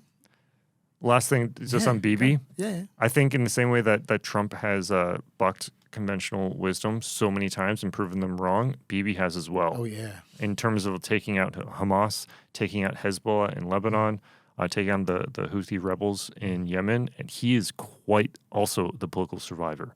Like the similarities between Bibi and Trump are unreal in terms of public hatred of him in Israel and public disinterest in him, but in the way that he is an unbelievable political survivor, just like Trump. So many times he and Trump have been counted out, and they always come back. Yeah, I guess they've both been riding the cracking up of their own countries, basically, successfully. They're survivors. Good luck to them. Yeah. Okay, all right, Bukele, here we go. All right, now let me start this off, and then I'll lasso you in first. But I want to talk about the legal history of Garcia. I can't wait. Of Abrego Garcia, because I don't think this gets covered enough, and there's a lot of assumptions get thrown around, a lot of assertions. Let's just cover it off, and then we'll get into the new stuff. And also, I can't wait for the new stuff because you have a 24-hour hold, right? So something's come out in the last few hours has been fantastic on this. Oh, really? Yeah. Oh, am I going to look stupid? No. Okay. All right. Okay. I can't wait for it then. All right. Okay.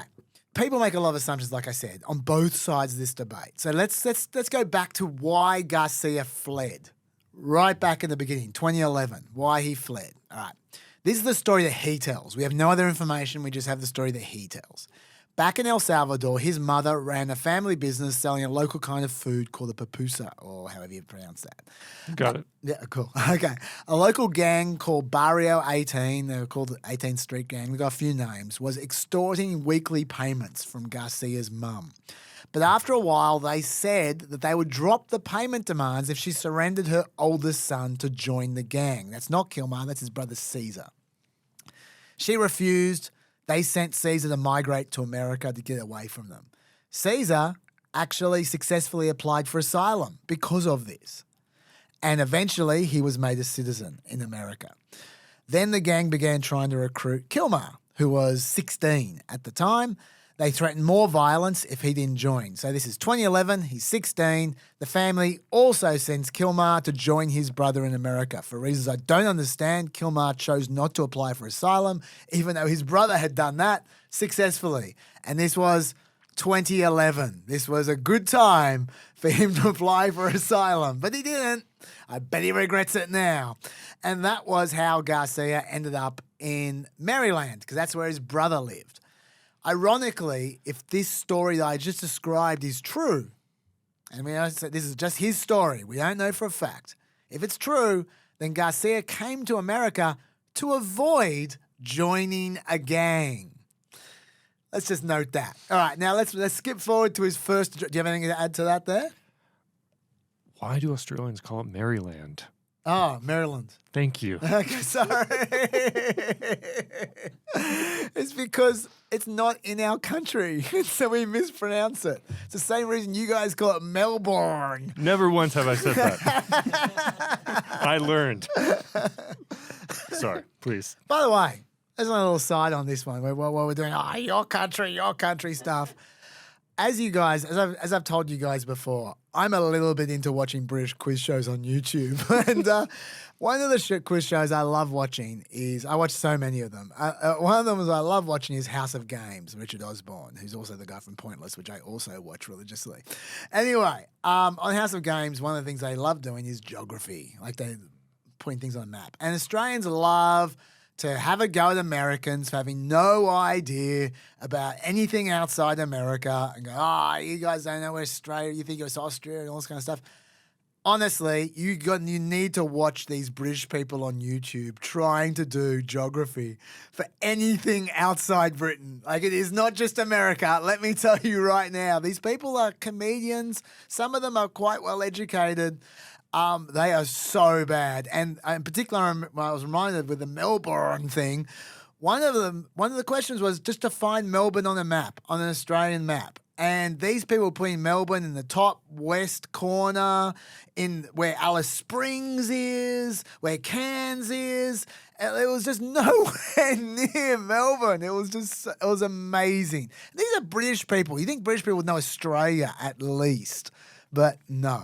Maybe they just want to point to the original Melbourne in the UK, where I've been. Maybe. One of my best friend's grandparents are from there.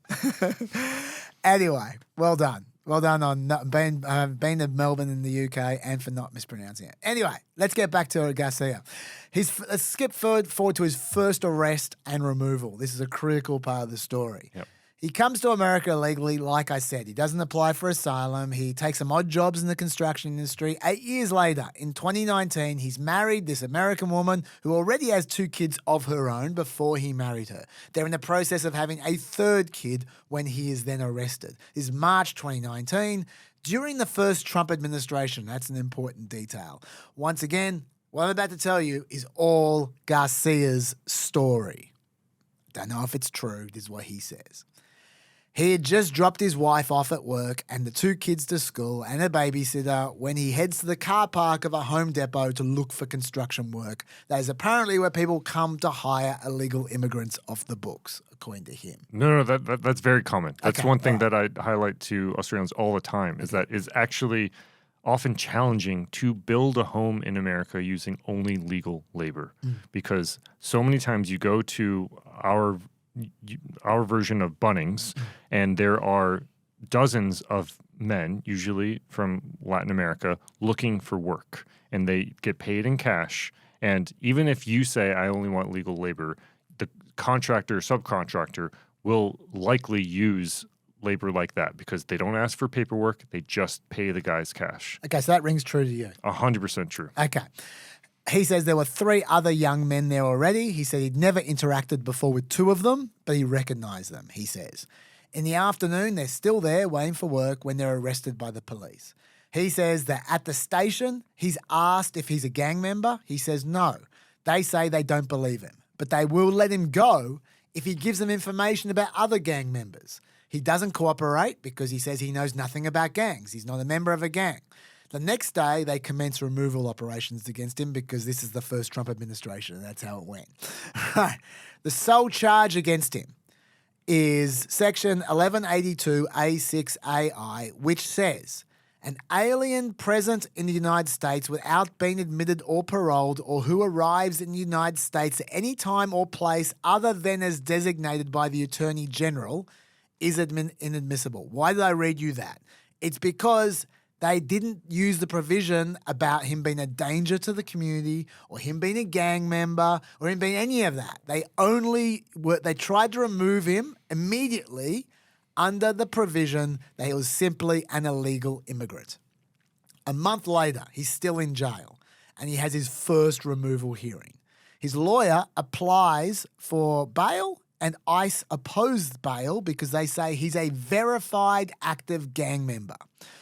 They produced 2 documents as proof. It appears that the second one was created from the information in the first one. The first one was what they call a gang field interview sheet, and it was entered in the database 4 hours after he was first arrested. Why am I emphasizing 4 hours? Because I just told you what they were removing him for, not for being in a gang. They were removing him for being, and this was after that gang field interview sheet was filled out, they were removing him just for being an illegal immigrant. Yet before that, they had filled out his gang field interview sheet. All right. Neither of these sheets I've just described has ever been used as evidence ever since this particular trial I'm describing now. It hasn't even been revealed publicly or to anyone other than the original judge and Garcia's current lawyer. Now, I don't know whether his original lawyer had access to it. I have seen no evidence that his original lawyer did. I have seen no one say for sure that his original lawyer did not. That is going to be relevant in a second. The original judge, Elizabeth Kessler, wrote, this is an immigration judge, mind you, not a federal court judge. The original immigration court judge wrote, the respondent was arrested in the company of other ranking gang members and was confirmed to be a ranking member of the MS-13 gang by a proven and reliable source. Now, we've heard that quote a lot in the last week or two. If everything we've heard so far, by the way, is correct, it is blind, and that's a big if. But if it is, if everything I've just told you, which is his story, is correct, then it is blindly obvious to me that one of the other three men said Garcia was a gang member, so they would be released, because that was what was offered to Garcia. So that seems like it seems something to be aware of at the very least, that this is a great possibility. And if that's all the proof you've got, someone who you offered to let go if they give someone else up, then that's not very much. But hey, maybe they were telling the truth. Let's go on. Let's find out. Even Judge Kessler noted that the two documents I just told you about were inconsistent. The Gangfield interview sheet said Garcia and the other three men had been arrested for loitering outside of a Home Depot. The other form, which came from the Gangfield interview sheet, at least the information for it came from it, said they'd been detained in connection with a murder investigation. Garcia's lawyer objected to that. He also objected that they had been unable to cross-reference the police officer whose accusations underlied both documents. Nevertheless, Judge Kessler ruled both documents as admissible evidence, and she found the accusation of him being a gang member, quote, trustworthy. We've heard that a lot as well. She also said, although the court is reluctant to give evidentiary weight to the respondent's clothing as an indication of gang affiliation, the fact that a past proven and reliable source of information verified the respondent's gang membership, rank, and gang name is sufficient to support that the respondent is a gang member, and the respondent has failed to present evidence to rebut that assertion. Now, at this point in time, I need to stop down and remind you of the critical question I raised before. Did Garcia's lawyer at the time see the Gangfield interview sheet or not? Because apparently on that sheet, we've been led to believe now, it said that Garcia was wearing a Chicago Bulls hat and hoodie. That's the clothes she's referring to. And that a confidential informant advised that he was an active member of MS-13 with the Western's clique. Now, we're by now getting used to this bullshit about the Chicago Bulls hoodies. You're supposed to, apparently that makes you a gang member. That's not very good evidence. Forget that. I want to focus on the bit about Garcia supposedly being an MS-13 member with the Western's clique. The Western's clique operates out of Long Island, New York, a state that Garcia has never lived in. That should have been evidence he could use to rebut the allegation. The lawyer did not use that evidence. So, did the lawyer see it or not? If the lawyer saw it and didn't use it, then the lawyer fucked up. If the lawyer didn't see it, then it's the judge who screwed up here. Because that evidence should have been used to rebut the allegation. Either way, the judge found that Garcia failed to meet his burden of showing that his release would not pose a danger to others. So she ordered that he should be removed. Now, you can make up your own mind about that. I personally don't think he's a gang member after what I've just told you. But I will add a little more info, which is relevant. Garcia's lawyer at the time also discovered that the Prince George's Police Department had no incident report for the arrest. And the Hyattsville City Police Department's report mentioned only the other three men arrested, not Abrego Garcia. His lawyer also was informed he couldn't speak to the arresting officer. Remember, they couldn't interrogate him. But he couldn't even speak to him because he had been suspended. And a request to speak to other officers in the gang unit was denied. Turns out the arresting officer and lead detective who filled out that gang sheet was a man named Ivan Mendez, who was suspended days later for, quote, providing information about an ongoing police investigation to a commercial sex worker who he was paying in exchange for sexual acts. He eventually pled guilty to the charge. So that is all the evidence we have at our disposal about the first arrest. The government has since contested none of that information that I just told you. None of it. They just robotically keep quoting that Judge Kessler found the accusation against him to be trustworthy. They just say it over and over and over again.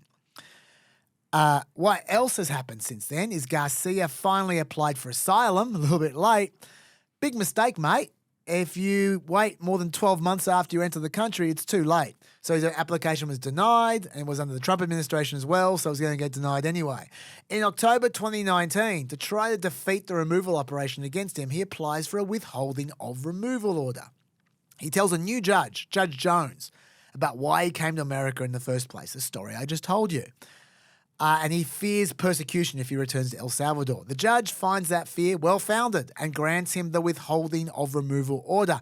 Conservatives have described this as him being granted protection from retaliation by a rival gang. That wasn't what the application was about at all. That's a flat-out lie. When people say that, that's a lie. You can decide for yourself whether you find his withholding of removal application convincing. Speaking for myself, I don't. I don't find it convincing at all. I think maybe Barrio 18 did want him gone, or did want him to join 8 years earlier. 8 years earlier, though. I doubt very much they would care if he re-entered the country 8 years later. They might not even know if he returned, if he's settled in a different part of the country. But yeah, once again, you can disagree with me on that. You can make up your own mind. I'm just telling you what my judgment is. Importantly, the government at the time, Trump's DOJ, did not appeal this decision at all, even though they easily could have. They chose to let him go, despite him supposedly being a super criminal, according to Steve Miller. So, the withholding of the removal order stands, which means he still should be deported, but not to El Salvador, which of course means he's very unlikely to be deported, because why else would anyone else take him? And that's where we were until now. That's the history. So, what are your thoughts there, Joe? What are your thoughts about, first of all, whether he's a gang member? What are your thoughts about whether the withholding order is okay? What are your thoughts about everything I've just said? I think more than anything else, it's one thing to detain someone. It's another thing to deport them to a country in which we have already, the U.S. government has already acknowledged they would likely face persecution. That flies in the face of U.S. law and custom and culture. That approach of the U.S. Deliberately deporting someone to a country where we know that they will likely face persecution, that the U.S. was unique in it being one of the first to allow for that's basically refugees, right? And that sort of cultural and societal norm became more widespread thanks to the U.S. Now, has the U.S. been perfect on this? Absolutely not. Has the U.S. persecuted people? Of course. But to so deliberately and brazenly denounce this is, I think, legally there are a lot of concerns. Culturally, there are a lot of concerns. In society, from societal perspective, it is the fact that the Trump administration is happy to have this fight is, I think, to me, makes me wonder where we're going in the U.S. as a society. The fact that Americans support this. You've highlighted this before. A majority of Americans, 56%, want all illegal immigrants to be deported. Majority. That is up from, I think, 38% just a few years ago. And I think that we are at this moment, and that the Trump administration is so keen to have this fight because they know they have the popular support. To me personally, is surprising. I honestly, a lot of people like myself thought there would be major cases like this, where just like we saw in the first term, where the Trump administration would deliberately try to deter people with aggressive tactics, and that it would result in some heartbreaking cases. And the fact that there's been no pushback, and that it hasn't changed. It hasn't changed sort of popular support for this, I think is telling that we're in a different place than we were in the first Trump term. I think that's definitely the case. I'm going to ask you a bit more about that later on, actually, the fact that they appear to be choosing this battle. I just say, just to be clear, because I agree with everything you just said, even though I personally think that he shouldn't have gotten the withholding order in 2019. If I was the judge, I probably wouldn't have given it to him. The withholding order is there. You need to respect it. It's the law. And if you agree with me, if you're Stephen Miller and you go, yeah, and you're nodding your head off, then go to court, get rid of the withholding order. That's how it works. That's what I'd be doing. Yeah. But they haven't done that, and we'll get to that again. But it's one thing to say I think you should challenge that withholding order, but then you've got to challenge it. You can't just go, oh well, the challenge would have worked. Let's move on.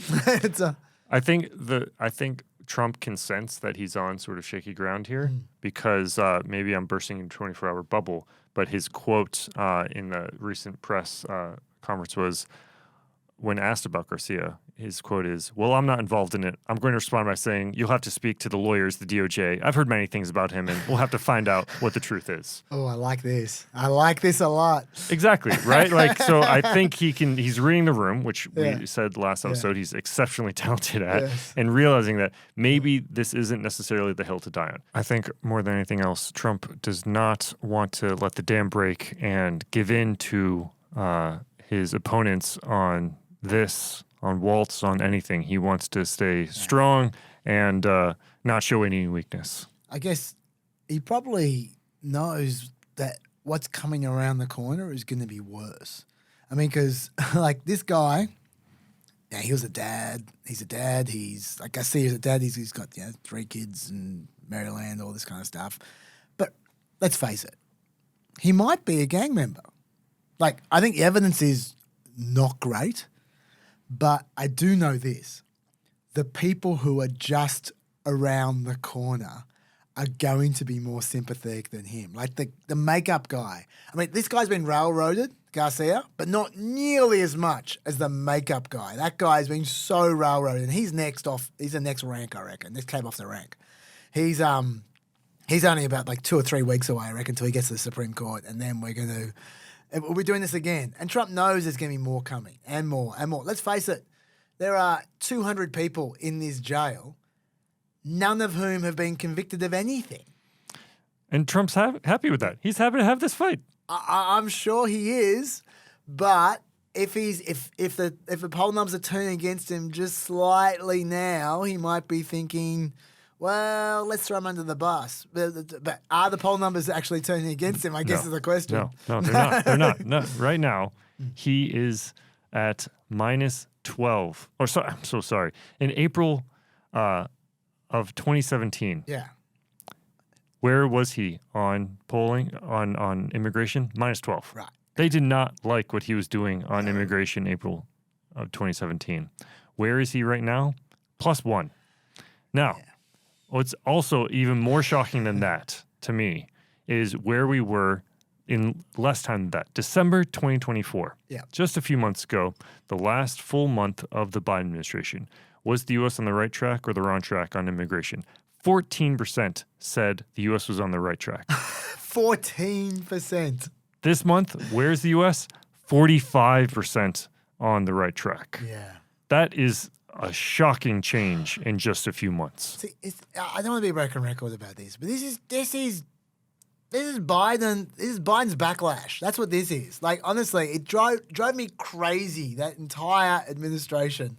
It's just. I mean, because the thing is that he. It's not like he actually had an open border or anything like it. He had some very reasonable policies. But they're not all my policies, but they, a restrictionist, there were things to like about his policies. There really were. But he just never sold it. He talked the talk like it was open borders, even though it wasn't at all. He kept a lot of Trump's policies actually from before. And what that does is that does 2 things. Number one, it builds this backlash because it makes the American people think that it's open borders. But secondly, it invites, it makes people in South America and Central America think it's open borders too. That's why Trump had 11,000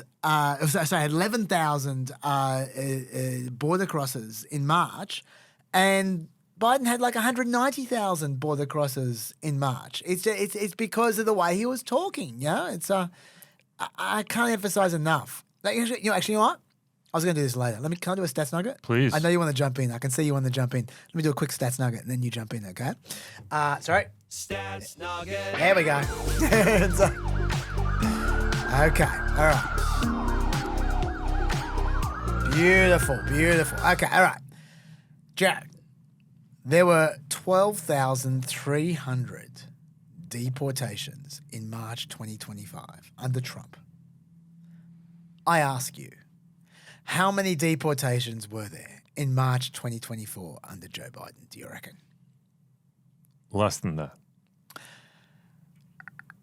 A lot less? A little less? A lot less. Is what I would be led to believe if I only read the headlines on immigration. Yeah, you know where this is going. Thank you for setting me up. You really are much nicer than Dr. Dave. 12,700 deportations under Biden in March 2024, a little more than there have been under Trump. And that follows what I said last month in February. They had about the same number in February as well. And look, just to be clear, that is not because Trump isn't trying. It's because there is a limit to how many deportations you can have. It's set by budgeting. It's set by organisation. It's set by deportation flights. And they've got the same budgets. So, and actually, to be fair to Trump, it's harder for him because it's harder to deport people from the interior when you have to essentially kidnap them than it is from people who present themselves on the border. But Trump has 11,000 encounters, like I said, in March. Biden has 190,000 encounters in March. There's a lot more encounters on the border for him to deport. But they both hit the limit. That limit was 12,500. The fact is, Biden's doing a lot of similar things to what Trump did. But the only difference is, well, not the only, there's a lot of differences, but the major difference is that rhetoric. And that made all the difference. And it kills me why Biden spent 3 years acting like he was a bleeding heart. What is really interesting to me from a foreign policy perspective is when Trump won in 2016, it shocked the system, right? The Democrats did not see that coming whatsoever. Yeah. And it shocked a lot of the foreign policy establishment as well. And so people like Jake Sullivan, who went on to become the National Security Advisor to Joe Biden, he and others basically did some soul searching. And they basically came up with this notion of foreign policy for the middle class. They went to around the country trying to interview people what foreign policy for the middle class, heartland America looks like, basically trying to address the accusation that they were removed from heartland America and Trump came out of the heartland and they weren't paying attention to it. They're in their elite bubble. What, in my view, they really took out of that understanding of where heartland America is or where the foreign policy for the middle class means is no more trade agreements, no more free trade agreements.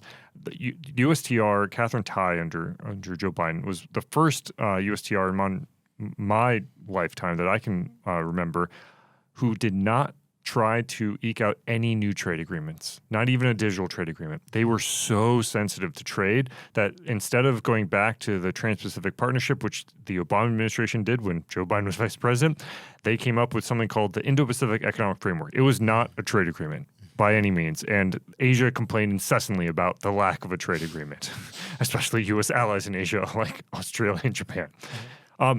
Yet somehow they were sensitive to that trade issue, but not sensitive to the immigration. Even though, if you look at polling, at what people cared about in terms of top issues, again, this is not a secret. A number of different polling companies, including Pew and Gallup, look at most important problem polling. That's what you call it, MIP. Yeah. And immigration was consistently a top issue, and yet somehow Biden did not talk about it. And the result of this is that as soon as Trump gets in, I know he made some changes, but it wasn't about the changes. It was about the rhetoric. All of a sudden, bang, no one turns up. And he's claiming credit for it because of his changes, he says. But it's not because of changes, it's because of the rhetoric. So frustrating. By the way, on that deportations thing I told you before, the funny thing about that, the cute thing, is that the Trump administration is clearly sensitive about the fact they have the same number of deportations as Biden did. And so they've tried to redefine the statistic of deportations to include a whole bunch of shit that didn't used to be counted, like the Coast Guard 100 miles off the coast who they repel, they're counting as a deportation. Customs, when they get repel, they count as deportations. All these things. They literally have counted 117,000 deportations in the first 70 days. It was really about 25,000. They're also sensitive to the fact that Obama deported more people in his term of office than Trump did. Yeah, and the reason for that is because when Obama was around, they put more funding into it.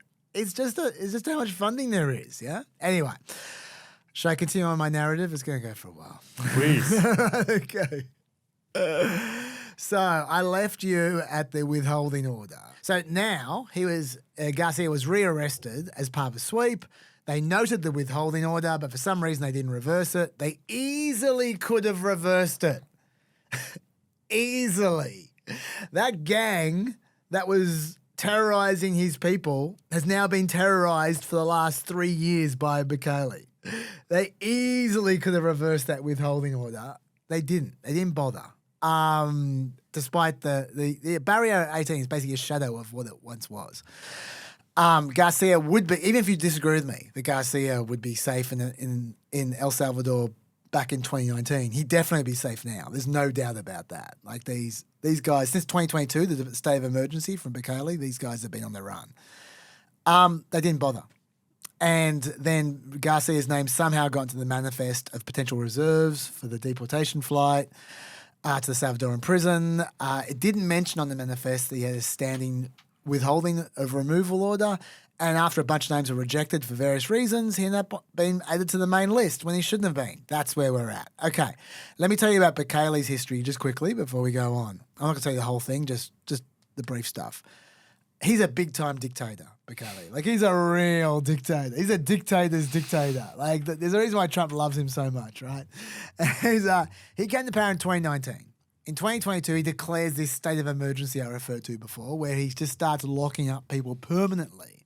Without any due process, without any charges, he just locks them up for as long as he wants in this prison. He acknowledged at some point in time that some people were innocent. He said, well, that's necessary in order to make the country safe. The state of emergency expired after a month. 3 years later, it's still there. He just keeps on keeping on like a Duracell battery. I won't be able to say that in the ABC. And the truth is that his tactics have worked. In 2016 or 2015, the country had 103 homicides per 100,000 people. In 2024, that was 1.9 homicides per 100,000 people. And by the way, they do some dodgy math there in their homicide numbers. They count some things and don't count some things. I'm not going to go into details, but it's really super low. That is definitely the case, even without dodgy math. One stat that is very real is that El Salvador has the highest incarceration rate in the world by far, because he's just throwing them in jail, even higher than China. He's just throwing them in Cuba. jail. I think Cuba is actually a close second. Yeah, well, there we go. Thank you very much. I love it. Like I said, full-on dictator. He has had the army enter Parliament at times to convince his parliamentary colleagues to vote the way he wants, like at the point of a gun. Real dictator stuff. He's replaced the judiciary with his supporters, so now basically has no opposition. And especially given he's actually super popular. Like, he's genuinely super popular. He won a re-election with 84% of the vote. Slightly dodgy election, yes, but he was still popular. That's not a lie. He is actually popular. People like this stuff, which is why you get nervous when you look at the polling you referred to a second ago about immigration. Yeah, people do like this stuff. Now, I tell you all this to say two things. First of which is, Bukele does not want anyone released from his prison. No. Ever. Because there's all kinds of heinous shit happening in that prison. He doesn't want anyone to talk about it. So it's not in his interest to release anyone once they're there. That's the first thing. If you give him a choice, he ain't letting anyone go, ever. The second thing is that if America had deported Garcia to El Salvador properly, right now, like if they'd done the proper thing, if they'd revoked the withholding order, sent him to court, and they said, well, he's got a removal order, get rid of him. And they sent him back to El Salvador, not in a jail, just into El Salvador. You know what? Bukele's throwing him in the jail. That's what Bukele does. He throws people into jail if there's any doubt whatsoever. That guy was going to jail, Garcia. And I can't deny that. I mean, look, there's a chance he wouldn't have, but not much of one. So I do need to acknowledge that. Even though I'm saying they should send them back to America and they should do that process properly, I am aware what we're dealing with here. Trump will have him back in El Salvador in weeks, and then he's going back to jail. That's what's going to happen. But all because an injustice is happening doesn't mean America needs to endorse the human rights violation. America doesn't need to be the cause of that human rights violation, and America doesn't need to be complicit in the human rights violation. They're choosing to do all of that, and most of all, America doesn't need to shred the rule of law while they're doing it. So that's why I say all that stuff. Yes, I understand the pragmatic issues. I don't think it matters. Do you have anything to say at this point? Yeah, I just quickly on dictatorships. Yeah, go for it. I feel like we've seen this before. We've seen it in Sri Lanka, Tamil Tigers. We've seen it in the Philippines with Duterte and drug crime there, where those what we in the U.S. and I guess Australia call pocketbook issues or kitchen table issues. When they get so bad, people get desperate and they go for these dictators who are effective. Duterte to this day is more popular than almost any other Filipino leader, even if he's been had an arrest warrant carried out by his successor government. And Sri Lanka doesn't have a Tamil tiger problem anymore. And in both these instances, all these instances, there are major human rights abuses, and yet what we've seen is for the most part, people supporting them because they were so fed up with the status quo. And so my question then is the U.S. at that point? I always said that in the first Trump term that Donald Trump was a middle finger from America to D.C., but I feel like the message has changed at this point, given what he stood for and the fact that his approval for these actions has not changed. Look, I'm not American. I don't live in America. There's no way I can know the desperation that's the unfortunate no in America. But I just can't believe that America, even the poor in America, are facing worse situations than most of the world. I just can't believe that. I can't believe the whole of Africa isn't filled with populist dictators throwing people in jail. Why is America moving towards that kind of person? You cannot tell me that some working class guy in West Virginia is worse off than like someone in the Middle East or something, or someone in I'm Africa. I start with Africa. I should just end there. There are a lot of countries in the world that are a lot worse off than Africa. Than America. And I understand there's inequality, but come on. Am I being insensitive when I say that just America is too well off to be acting like that? I agree with you. And so, but my question though is it a messaging thing? Does it take some time for people to see where we are? Like, let's not forget what happened on other issues where Trump was really forward-leaning, whether it be and against, I think, a popular American opinion, whether it be on actual trade or on allies. Both of those topics saw huge bounces in support during the Trump administration, almost like a counterbalance to him, whereas we're not seeing this on immigration. So my question is, does it stay like this? Does this stay his +1 or more, regardless of all these bleeding heart issues? Or does it start to shift in the 6 months or a year from now, and it's just a time lag issue? I guess we'll find out. Yeah, no, at this point in time, it's just speculation, so we will see. And we should also note, in terms of popularity, not only is he exceedingly popular in El Salvador, he's actually the most popular leader in Latin America. Oh, there you go. And he's among the most popular in the world at this point. But it's remarkable how much his country and many of the neighboring countries are in support of this behavior. And by the way, when you were talking about -12, Trump on -12 in immigration back in 2017, he was coming off the second term of Barack Obama, who did none of the shit that Biden did. Mm-hmm. So that's probably part of it. Yeah. But anyway, let's get into what the courts are saying now, and then we'll move towards the famous White Oval Office meeting. Last thing on El Salvador, if I can quickly say. Yeah, please.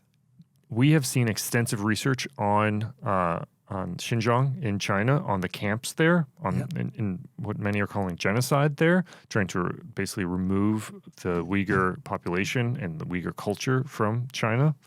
And I have to wonder if we are going to see more research on El Salvador. Like what I've noticed in a lot of these sort of Instagram reels from the Trump administration officials and politicians going there is that they seem to show the same guys or the same rooms when they go. And we know that there are a lot of people there, and with dozens of thousands of people in this prison. Yet somehow we still see the same sort of tatted up guys, right? So I have to wonder, again, speaking of time lags, when we are going to find out more from these prisons, if we will find out more. Surely we can at least do like satellite imagery work to understand, like we did we saw in Xinjiang. BuzzFeed actually did excellent research on this, on what exactly is going on in El Salvador. It's a great call, and I bet it comes. That's a great call. By the way, what Jared's referring to there is the Supermax prison cont, which was opened in 2023 after this emergency order, this everlasting emergency order began. Okay, so let's get into the courts. First of all, this went to a district court judge, Paula Zinnes. She held that the administration should facilitate and effectuate the return of Garcia to the United States by last Monday, that was. And there's no doubt what the law says here. He had a withholding order. He shouldn't have been sent over, so he should be sent back. Very simple. That order was upheld by the Fourth Circuit Appeals Court. The government applied for an emergency stay on the deadline, which was on last Monday. Chief Justice Roberts granted them an indefinite stay at the last second, past that deadline. A few days later, the Supreme Court gave their proper finding. It was a unanimous finding, although Justice Sotomayor did have some extra comments, which was endorsed by the three Liberals. This is what the unanimous finding said. I'm going to read you a lot because you don't hear this enough. It's not very long.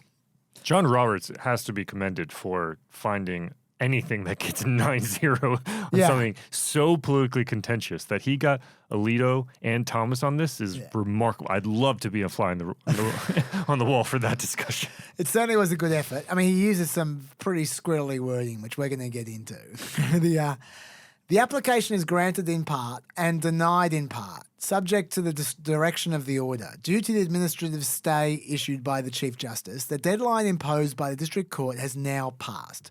To that extent, the government's emergency application is effectively granted in part, and the deadline in the challenged order is no longer effective. Okay. The rest of the District Court's order remains in effect, but requires clarification on remand. The order properly requires the government to facilitate Abrego Garcia's release from custody in El Salvador and to ensure that his case is handled as it would have been had he not been improperly sent to El Salvador.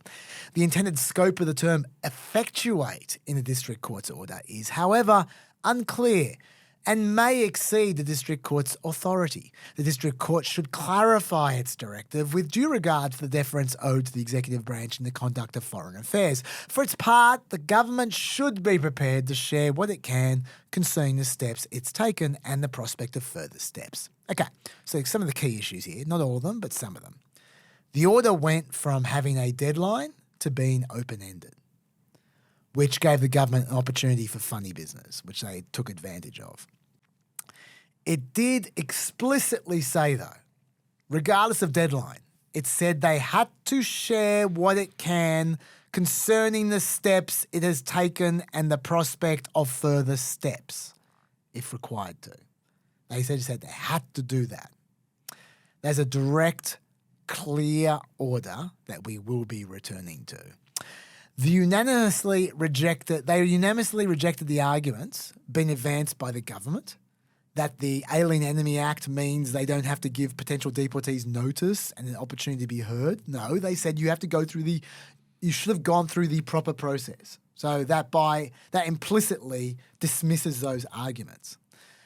They also rejected their argument that these issues are somehow beyond the jurisdiction of the court. No, the court has the right to order the facilitation at least, and possibly also the effectuating of the removal of the return. So yes, this is something courts can look into, according to the Supreme Court.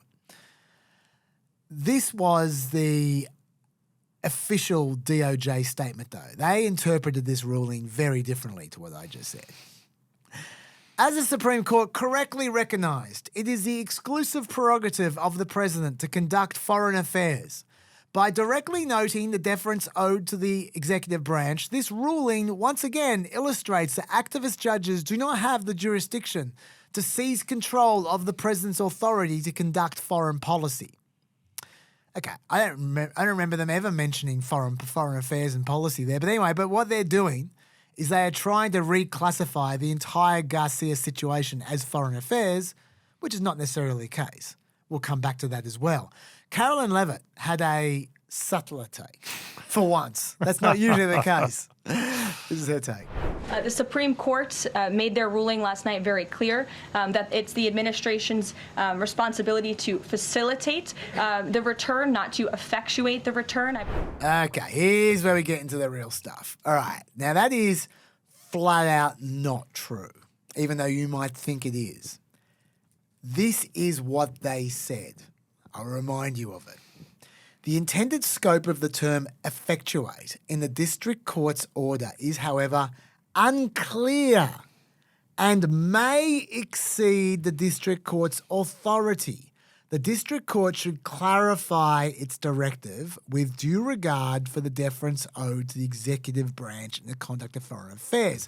They did not say the government shouldn't be forced to effectuate his return. This is some of the squirrely wording I was referring to before. They said the definition of effectuate is unclear. It's possible the court has overstepped with that word, but maybe they haven't.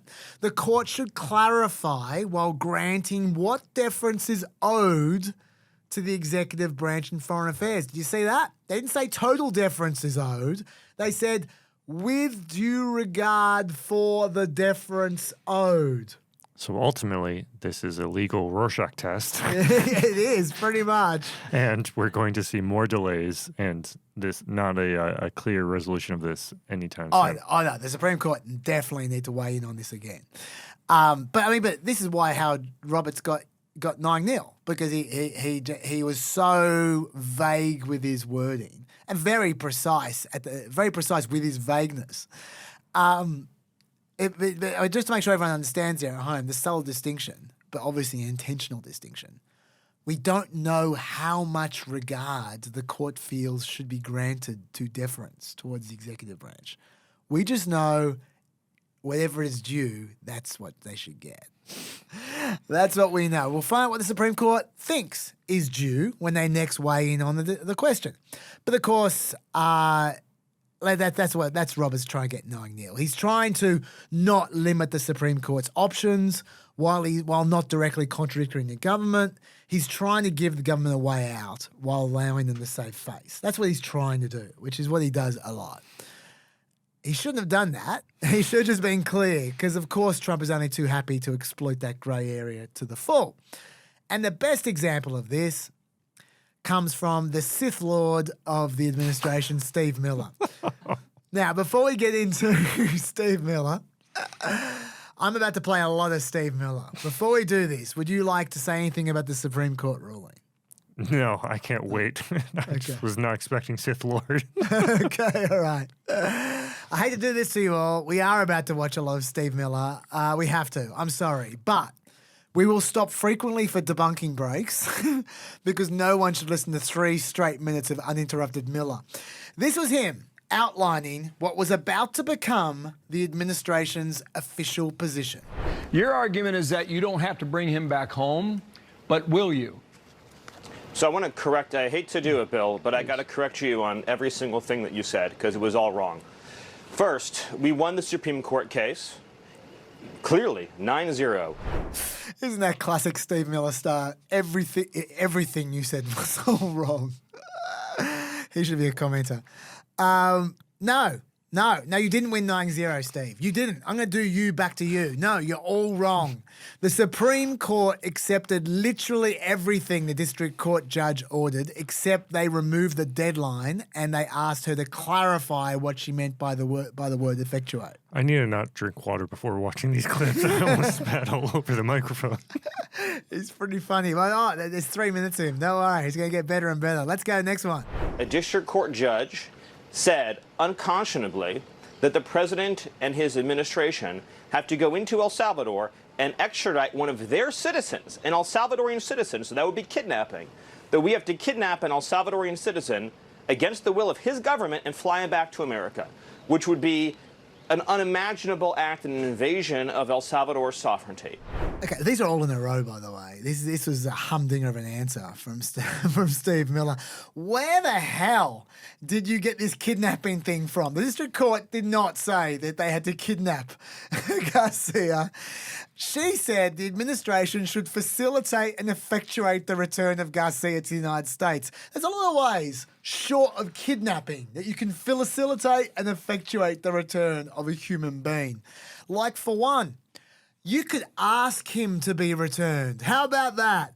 You could ask that they return him. I mean, that's just off the top of my head. I know that's not as likely as kidnapping him, but maybe you can just put in a phone call, just as a starting point. That's something the administration has still not done. There'll be justifications for not asking El Salvador soon. Don't worry, I'll get to those justifications. But suffice to say, Miller is wildly mischaracterizing the district court's order. Let's go on. So we appealed to the Supreme Court, and it said clearly, no district court can compel the president to exercise his Article 2 foreign powers in any way whatsoever. They absolutely did not say that. Firstly, let me quote the court. The order properly requires the government to facilitate Abrego Garcia's release from custody in El Salvador and to ensure that his case is handled as it would have been had he not been properly sent to El Salvador. Did you get that? It properly requires. So they said that you can do that and that the district court was right in doing that. Secondly, as I just noted, they reminded Zinnes to show due regard for the deference owed to the executive branch in the conduct of foreign affairs. They didn't say the deference was total, which means that there are circumstances in where the court can have a say in foreign affairs, potentially. As I also noted, there are many aspects of this case that have nothing to do with foreign affairs, and I will be getting to them as well. Miller has disappeared all of those aspects and made this case 100% about foreign affairs, which the Supreme Court did not do. Let's move on. DOJ called me after that Supreme Court ruling, and they said, this is amazing. We won this case 9-0. We are in excellent standing here. So this has been portrayed wrong for 72 hours in the media.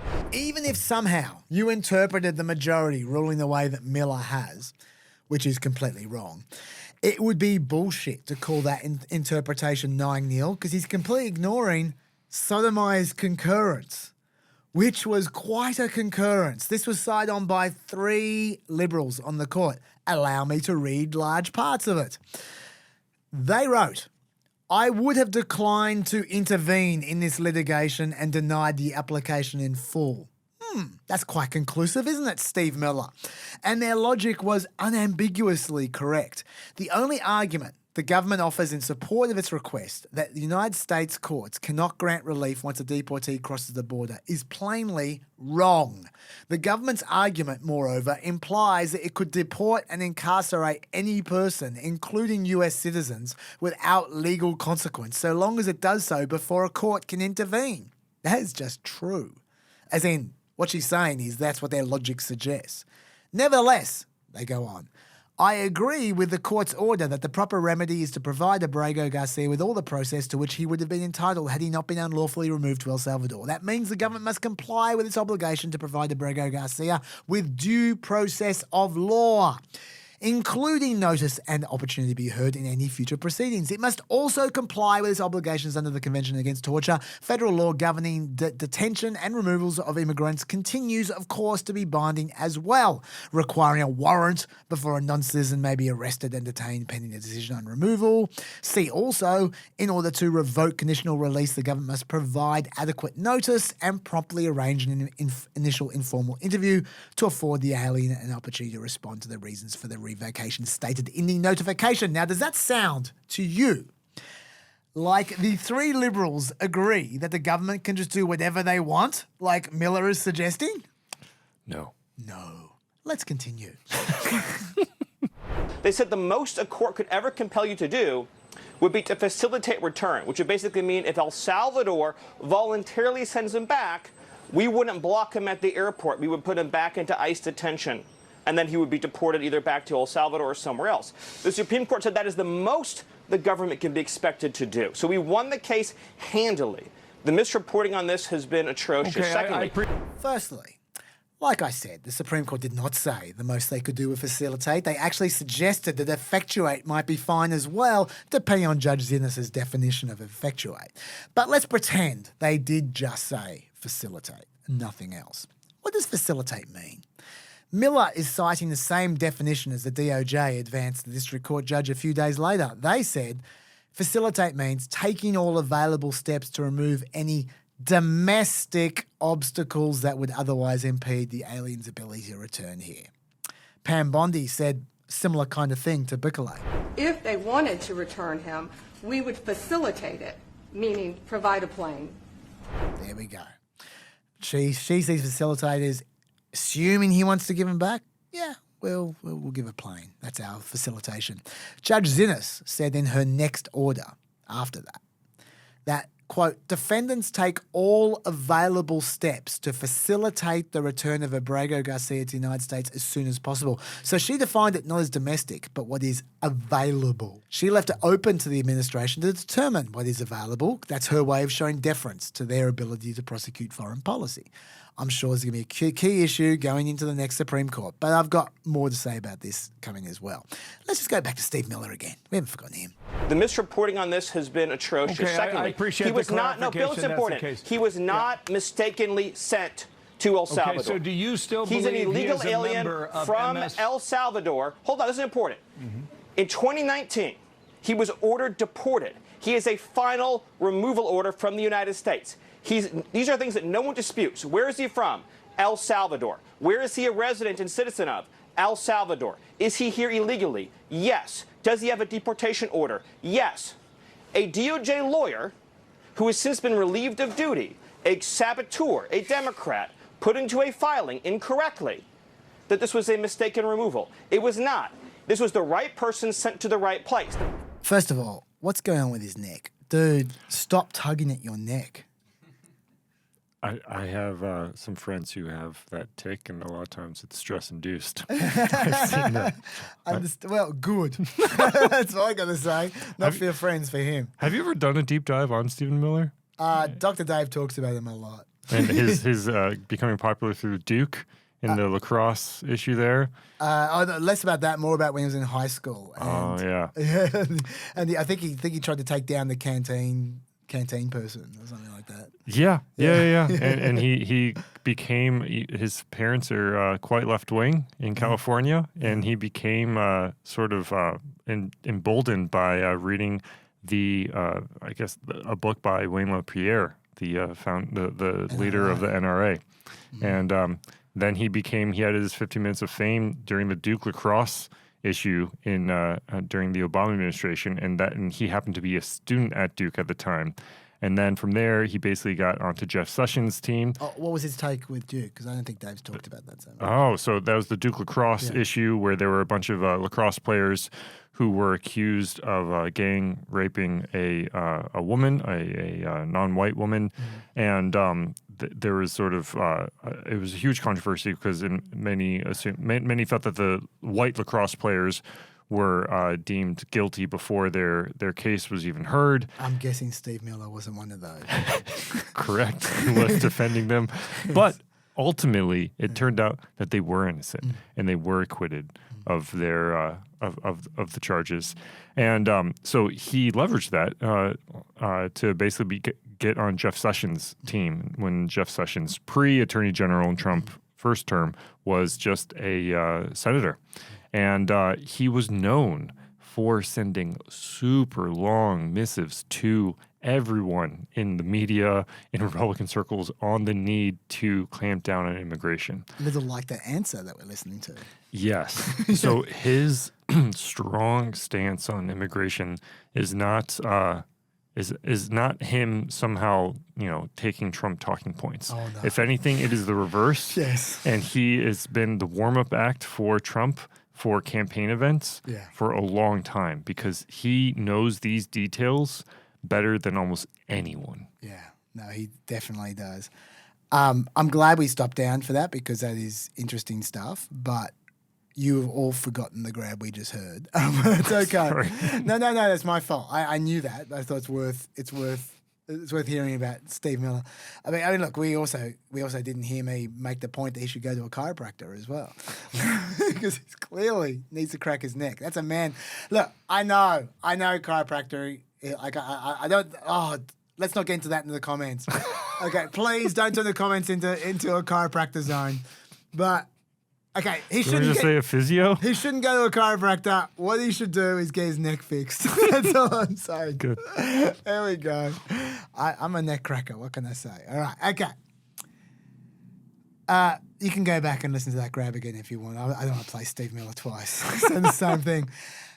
What he's referring to there, he said that he was a resident of El Salvador. No, he's actually a 14-year resident of the United States. Yes, he's an illegal immigrant, and that gives him, but he's still a resident, which gives him constitutional rights. That's how it works. I'm sorry, Stephen, but that's how it works. You should know that. As for the DOJ saboteur who introduced the admission of error into the record, he said there was a Democrat, this saboteur. They're referring to prosecutor Erez Ruveni, someone who the Trump administration weeks earlier had promoted because of his good work in the Trump administration. He'd literally just been promoted by the DOJ, but he didn't want to lie in court, and so now they sacked him as a result of that. And by the way, what Steve Miller doesn't note is that Ruveni was not the only person who said that was an error in the court proceedings. ICE official Robert Cerner also said it was an error and an oversight in his sworn testimony. And Solicitor General John Sauer also said it was an error. So Miller's full of shit. Let's go on. Some have said, well, but he had a thing called a withholding order. So a withholding order means you've been ordered deported, but an immigration judge is saying you cannot go back to a particular country. Here's the thing. If you are a member of a foreign terrorist organization, you cannot have a withholding order. Since he's in MS-13, there is no withholding order. Furthermore, the gang that he is accused of being persecuted by doesn't exist anymore in El Salvador. The 18th Street gang is gone. That's a point I made before. They're not gone, but they're a shadow of what they were. I agree with Miller on that point. I don't know how that makes me feel, but got to be honest. I do agree with him on that point. I also, by the way, Steve, see, look, I'm not biased against you. I also agree the withholding order should be revoked. See, look, we can come together. We can come together. But what you do then, Steve, here's how the law works. You go to court and you get the order revoked. That's how it works. It's a very simple process. It would be revoked. You do the same thing. If your position is He's in MS-13, and that's now considered a terrorist organisation. I don't think he is an MS-13, but if he is, you use that information to go to a court and get the order revoked. That's how the rule of law works. You don't take it into your own hands. But they didn't do that because these guys think they are above the law and they just do whatever the hell they want. That, as I keep saying on this podcast, is dictatorship. Then we come to our gripping conclusion. So you have an illegal alien from El Salvador. Bill, where are we supposed to send the illegal alien from El Salvador? You haven't even to allowed what me to country? ask you a question. I love that so much. The only thing that stops him down for like 1.5 seconds max is the guy going, "You haven't even let me ask a question." And Steve Miller takes a breath, and that is how it ended. What a noxious man that is. He is just awful. Do you have any comments on anything I've just said? I still am impressed by the weight with which Steve Miller carries in the Trump administration. Let's not forget that signal chat. Do you remember when there was a debate on whether they should attack the Houthi rebels or not? And then he said, "President was pretty clear. He said this. Let's do it." And it was done. That was it. No more arguments. There are a few people who have somehow never actually fallen afoul of Trump, and he is one of the very few of them. First of all, I can't believe I called him a Sith Lord and didn't think the wordplay Sith Miller, which Lockie just did. Did you make this up or did you just find it? Yeah, I was a few seconds late on some of the clips because I was making that. Well done, Lockie. Like you guys are seeing insert now, and you think Lockie did this, Lockie did the thing that you're looking at right now. He did it in the time he was editing. No, he's done this during the podcast. Oh, I think they can tell I did this during the podcast. Well done, Sith Miller. I love it. That's going to be a topic. So then there was one hearing with Judge Zinnes before Bukele visited, and Zinnes clearly had demanded the answers to 3 questions. This is all she wanted, and this was off the back of the Supreme Court case. She wanted to know, 1, the current physical location and custodial status of Abrego Garcia. 2, what steps, if any, defendants are taken to facilitate Abrego Garcia's immediate return to the United States? And 3, what additional steps defendants will take and when to facilitate his return? You'll notice those 3 questions are very consistent with the Supreme Court ruling. The second and third question are literally what I just told you before was an unambiguous order from the court. So she's staying very, very close to the Supreme Court finding there, right? The 9-0 finding. They only answered one of those questions in the hearing. They confirmed Garcia was in CCOT, and that was it. They didn't even attempt to answer 2 or 3, which was a direct violation of the Supreme Court's order. For those who don't remember, the quote was, "For its part, the government should be prepared to share what it can concerning the steps it has taken and the prospect of further steps." They did not do that. That's defined in a 9-0 order. Okay, so now we get to the Bukele visit. Do you want to say anything before we get to this? No, I can't wait. Let's play the lot. Yes. Let's play. Now you know, most of what you're about to hear, you're now going to know why it's bullshit. And that's why I went through Stephen Miller bit by bit, because they use the same arguments over and over again. So I'm not going to have to make them again. You'll be able to see them used in the wild. Like David Attenborough, you'll be able to watch it. Oh, it's fascinating in the wild, these bullshit excuses. Like you'll be able to watch it for yourself. It goes for about 4 minutes. We're going to go from the question to, I think, Pam Bondi's first. Then we're going to go to Steve Miller. Then we're going to go to Bukele. And then we're going to go to Marco Rubio. And that's a tour of all the different kinds of freaks in 4 minutes. So let's go. Turn the man who your administration says was mistakenly Which one is deported. The man who was mistakenly deported to El Salvador? Well, let me ask Pam, would you answer that question? Sure, President. First and foremost, he was illegally in our country. He had been illegally in our country. And in 2019, 2 courts, an immigration court and an appellate immigration court, ruled that he was a member of MS-13 and he was illegally in our country. Right now, it was additional paperwork that needed to be done. That's up to El Salvador if they want to return him. That's not up to us. The Supreme Court ruled, President, that if, as El Salvador wants to return him, this is international matters, foreign affairs, if they wanted to return him, we would facilitate it, meaning provide a plane. So will you return him, And you are doing a great job. Thank you. Wait a minute. I love that. You are doing a great job. It's asked by CNN, and they always ask it with a slant because they're totally slanted because they don't know what's happening. That's why nobody's watching them. But would you answer that question also? Yes, gladly. So, as Pam mentioned, there's an illegal alien from El Salvador. So, with respect to you, he's a citizen of El Salvador. So, it's very arrogant even for American media to suggest that we would even tell El Salvador how to handle their own citizens as a starting point. As 2 immigration courts found that he was a member of MS-13. When President Trump declared MS-13 to be a foreign terrorist organization, that meant that he was no longer eligible under federal law, which I'm sure you know, you're very familiar with the INA, that he was no longer eligible for any form of immigration relief in the United States. So he had a deportation order that was valid, which meant that under our law, he's not even allowed to be present in the United States and had to be returned because of the foreign terrorist designation. This issue was then, by a district court judge, completely inverted, and a district court judge tried to tell the administration that they had to kidnap a citizen of El Salvador and fly him back here. That issue was raised to the Supreme Court, and the Supreme Court said the district court order was unlawful, and its main components were reversed 9-0 unanimously, stating clearly that neither Secretary of State nor the President could be compelled by anybody to forcibly retrieve a citizen of El Salvador from El Salvador, who again is a member of MS-13, which, as I'm sure you understand, rapes little girls, murders women, murders children, is engaged in the most barbaric activities in the world, and I can promise you, if he was your neighbor, you would move right away.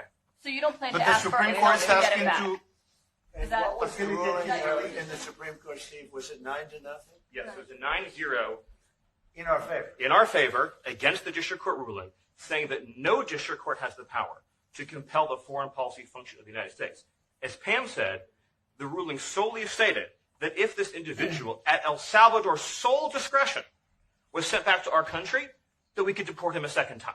Well, No version of this legally ends up with him ever living here because he is a citizen of El Salvador. That is the president of El Salvador. Your questions about it, per the court, can only be directed to him. I asked ¿Usted lo President liberaría, Bukele, Presidente what is Bukele? can President Bukele weigh in on this? Do you plan to return him? Well, I'm also going to suggest that I smuggle terrorists into the United States, right? It's always how can I smuggle? How can I return him to the United States? Like, I smuggle him into the United States, or what do I do? Of course, I'm not going to do it. It's like, the question is preposterous. How can I smuggle a terrorist into the United States? I don't have the power to return him to the United States. You can release him inside El Salvador. Yeah, but I'm not releasing.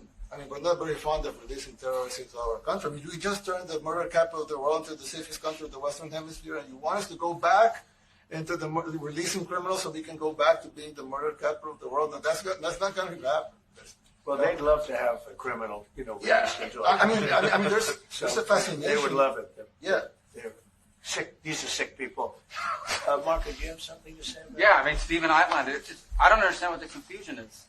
This individual is a citizen of El Salvador. He was illegally in the United States and was returned to his country. That's where you deport people, back to their country of origin. Except for Venezuela, that wasn't refusing to take people back, or places like that.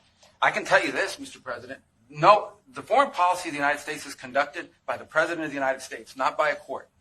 And no court in the United States has a right to conduct the foreign policy of the United States. It's that simple. End of story. It was the end of the story. Got any thoughts about that? I have to wonder why Trump called on Marco Rubio there, and if he was sensitive to the last viral Oval Office moment when Marco Rubio sat there in silence as J.D. Vance and Donald Trump just started being quite aggressive with the Ukrainian President Zelensky. Yeah. And so this was, in many ways, an opportunity for Marco Rubio to show his MAGA cred. Well, to give him credit, Marco Rubio had the most convincing of the arguments. Like, I mean, he's not a dumb guy. He had like Steve Miller had a lot of really bad arguments there. Like the Pam Bondi, don't even get me started. But Marco Rubio, I mean, I'm going to get to his arguments. Like they're worth treating with respect, and then I'll dispense with them. But firstly, how much gold crap is there in the Oval Office? I mean, look at this. It's like Goldmark. It's embarrassing. Yeah, they got rid of the green fern behind where Trump is sitting over the fireplace that had been there for decades. And they replaced it with gold. And then gold, I think Trump was giving a tour of the White House recently, of the Oval Office, and he highlighted how it was real gold. Oh, yeah, not sure fake it gold. is. I'll tell you what this looks like. This looks like, I mean, it seems appropriate at Easter time. This looks like a hall filled with chocolate. And the room looks like it's all chocolate and it's all got gold wrapping, like those coins that you get in show bags and stuff. That's what it looks like to me. I just want to eat that office. Also, when you look at the video of that and you see how many cabinet members and senior officials are there, I just have to wonder how efficient it is to stop all work for media appearances like this. But you can see that this is hands down the most important thing that they will be doing that day because they know all the attention is on this issue. Yeah, this is the work. That's right. It's not the substance. It's the media attention to it. Right? Yeah, totally. Well, I mean, it was well established when he appointed all these people that they weren't there because of their expertise in their area. They were there because they were good media performers. Yeah. Allegedly. But anyway. Scott Dissent, I think, I don't know if he was there for being a media performer as much as he was there to someone who got in at the right time. I think in many ways his performances in media were sometimes, I guess, uneven. I think we should ask Boris Epstein why he's there. We should ask Boris Epstein's bank account why Scott Dissent is there. Anyway, trust Steve Miller to imply that Garcia rapes little girls. That's just classic Steve Miller. Classic. Like no rhetoric is bloodthirsty enough for that guy. Like, where'd that come from? Anyway, Miller also said there is no way he'll end up living in America. That is true. Well, for a start, he never has lived in America legally. Let's be honest. He's been an illegal immigrant the entire time. But he has lived in America.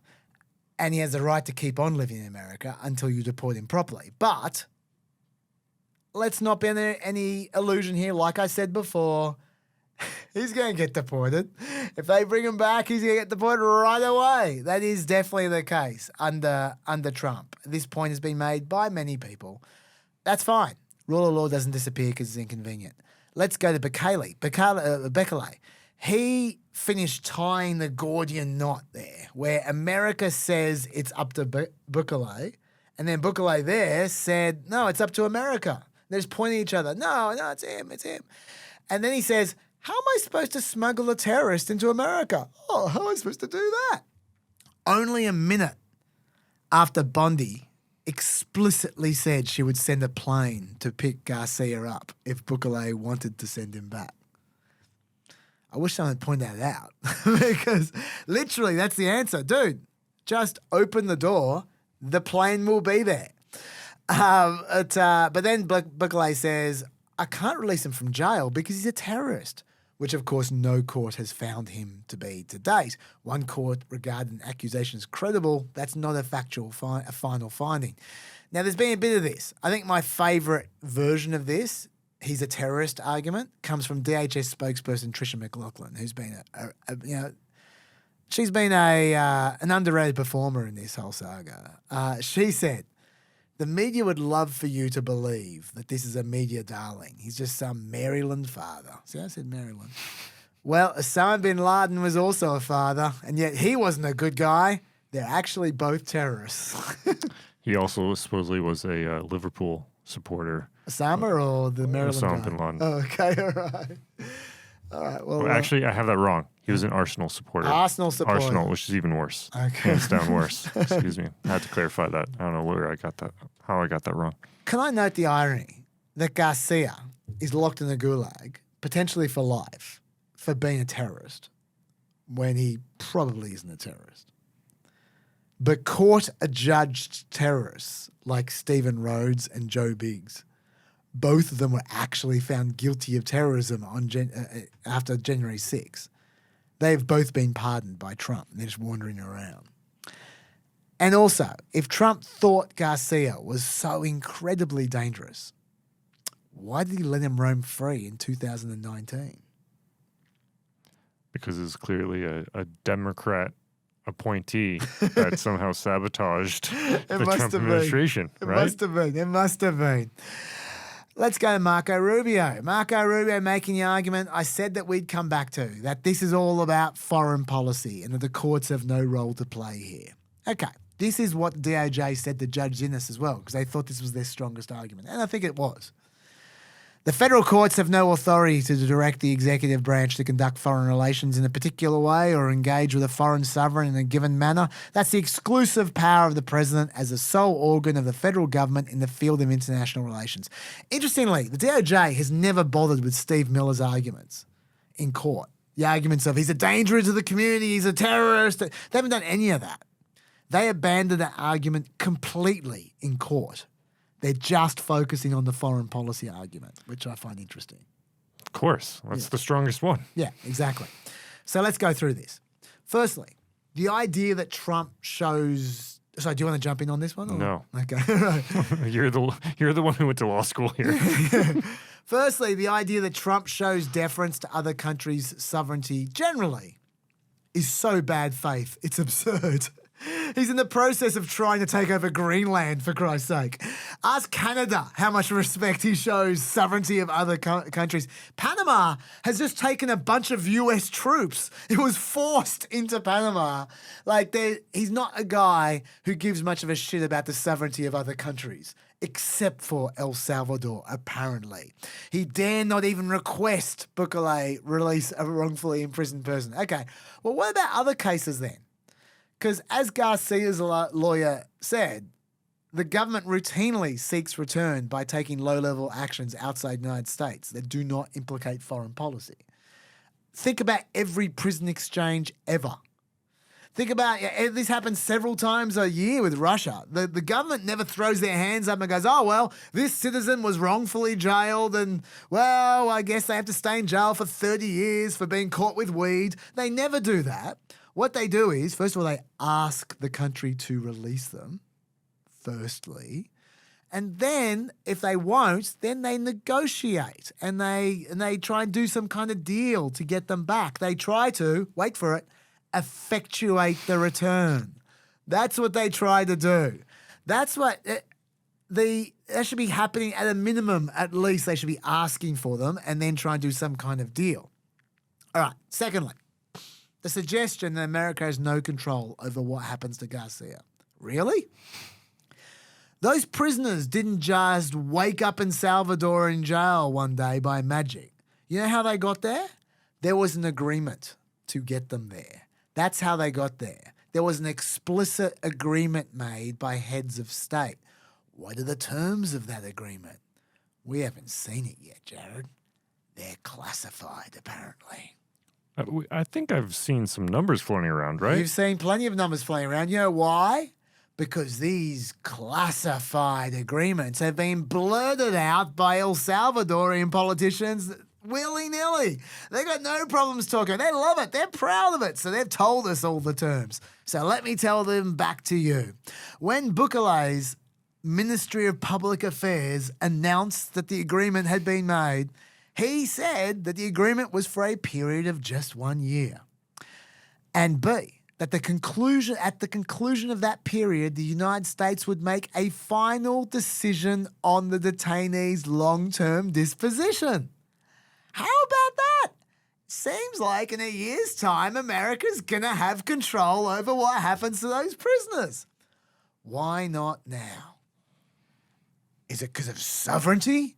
The agreement says they're going to have control in a year. I suspect if Trump asked for someone to be released early, it might be okay. But you know what? Maybe I'm wrong. Maybe the agreement says, no, they can't be released for a year. Why don't we see the terms of that agreement and see it right now? This is not about foreign policy. Like I keep on saying, this is about enforcing a contract. There was a deal done. What's the deal say? Let's see the wording. If the wording makes it impossible to release him, fine. I bet you it doesn't. Let's have a look. There's a reason they're not showing it to us. That's the first thing the judge should do. And I bet you that's what the judge is going to do. She's going to want to see that agreement. This also answers J.D. Vance, by the way, his tweet. Are you proposing that we invade El Salvador to retrieve a gang member with no legal right to be in our country? No, I'm proposing you enforce the agreement you yourselves negotiated with Bukele. How about that? And by the way, a court can order the government to enforce an agreement. The court can't force the feds to make or not make an agreement legally. But once a country makes an agreement with another country to cooperate on custody matters, that second country suddenly becomes effectively an extension of the federal government. That's what they have agreed to. They've agreed to act on behalf of the federal government contractually. So yes, you can enforce it. Sorry, Steve. So that's another thing. The bottom line is, if a federal court orders a defendant to take all lawfully available steps to remedy an ongoing legal violation, the defendant has an obligation to do just that, take all lawfully available steps. If those lawful steps turn out to be insufficient, okay, fine. He stays in El Salvador's jails. But I'm not saying that you can force the government to declare war or something. I'm just saying basic steps, like enforcing your own agreement. The ultimate proof, by the way, that America can follow up on this, here's something you haven't heard before. I wonder if you heard this before. I was talking to the Peppers there. I wonder if you heard this before, Jared. Do you know this has happened before? With the U.S.? With Trump. No. Yeah, a lot of people don't know that. Let's hear it. In August 2018, during Trump's first term, they accidentally deported an Iraqi refugee named Meier Sablani. He was also an illegal immigrant who had been swept up in an ICE raid. He was also being protected from deportation by a protective order. Stop me if you've heard that before. The Trump administration also, in court, admitted they'd made a mistake in deporting him. This is a perfect parallel. So what did the Trump administration do? They said Iraq's a sovereign nation. No, they did not. They spent months trying to locate him again in Iraq. Thankfully for him, he didn't end up in a concentration camp like Garcia did, but he was hiding because he was under threat. That's why he had a protective order. So he was hiding in some shack so he wouldn't get caught by the Iraqis. And so it took him 6 months to find the guy, but they finally did in January 2019, and then they brought him home, and he's still in America today. That's what the Trump administration did the first time round. This administration is a little more Millery, though, isn't it? Sorry, the Miller Lite. Yeah. Very good, very good. Thank you. I know I'm doing a lot of asides. One more aside. Kristi Noem recently said, quote, we're confident that people that are imprisoned in El Salvador should be there, and they should stay there for the rest of their lives. She said that about people who haven't even been charged with a crime, making her, in my view, Trump's best fascist. But she probably should read that agreement as well about the prisoners being there for a year. Maybe when it's made public by the judge, then she can read it. Then the suggestion from Bukele, I can't release a terrorist because of foreign policy reasons. That's an interesting one, because you've already released 9 of them. If you recall, the agreement was only to take Venezuelan men. And the US government was so sloppy, they sent over 8 women and 1 Nicaraguan man. And so, did Bukele go, I'm sorry, I have no choice, in and to out? No, he rejected them. He didn't take them because they weren't pursuant to the agreement. They got sent back to America. But they were sent over because they were terrorists, I thought. So he sent back terrorists to America. Turns out you can do that. How about that? Fourthly, the argument that he's a Salvadorian, so he belongs in El Salvador, that's fine. Deport him to El Salvador. That doesn't mean you lock him up in a prison, though, does it? What are the charges he's been locked up for? There's no charges? No. And that obviously goes for all the other prisoners as well. By the way, if we're worked up about constitutional separation of powers, there's something else the Constitution says directly. It's not implied. Article 2, Section 3 of the Constitution says the president is supposed to take care that the laws be faithfully executed. That's their job number one. They're not doing that right now in the case of Abrego Garcia. Also, check the Declaration of Independence.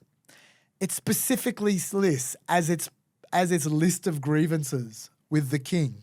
That's how it starts off with, a whole bunch of grievances. Let me read you these. These are all in a row, okay? This is not cherry picking. For cutting off our trade with all parts of the world. For imposing taxes, tariffs, on us without our consent. For depriving us, in many cases, of the benefits of trial by jury. For transporting us beyond seas to be tried for pretended offences. They're all in a row. Didn't that hold up? So this shit, by definition, is un-American. Do you have any comments, Jared? No, you're on a roll. I did warn you guys I was going to talk a lot about this. I wanted to do my preparation right on this one because this is bullshit. And, yeah.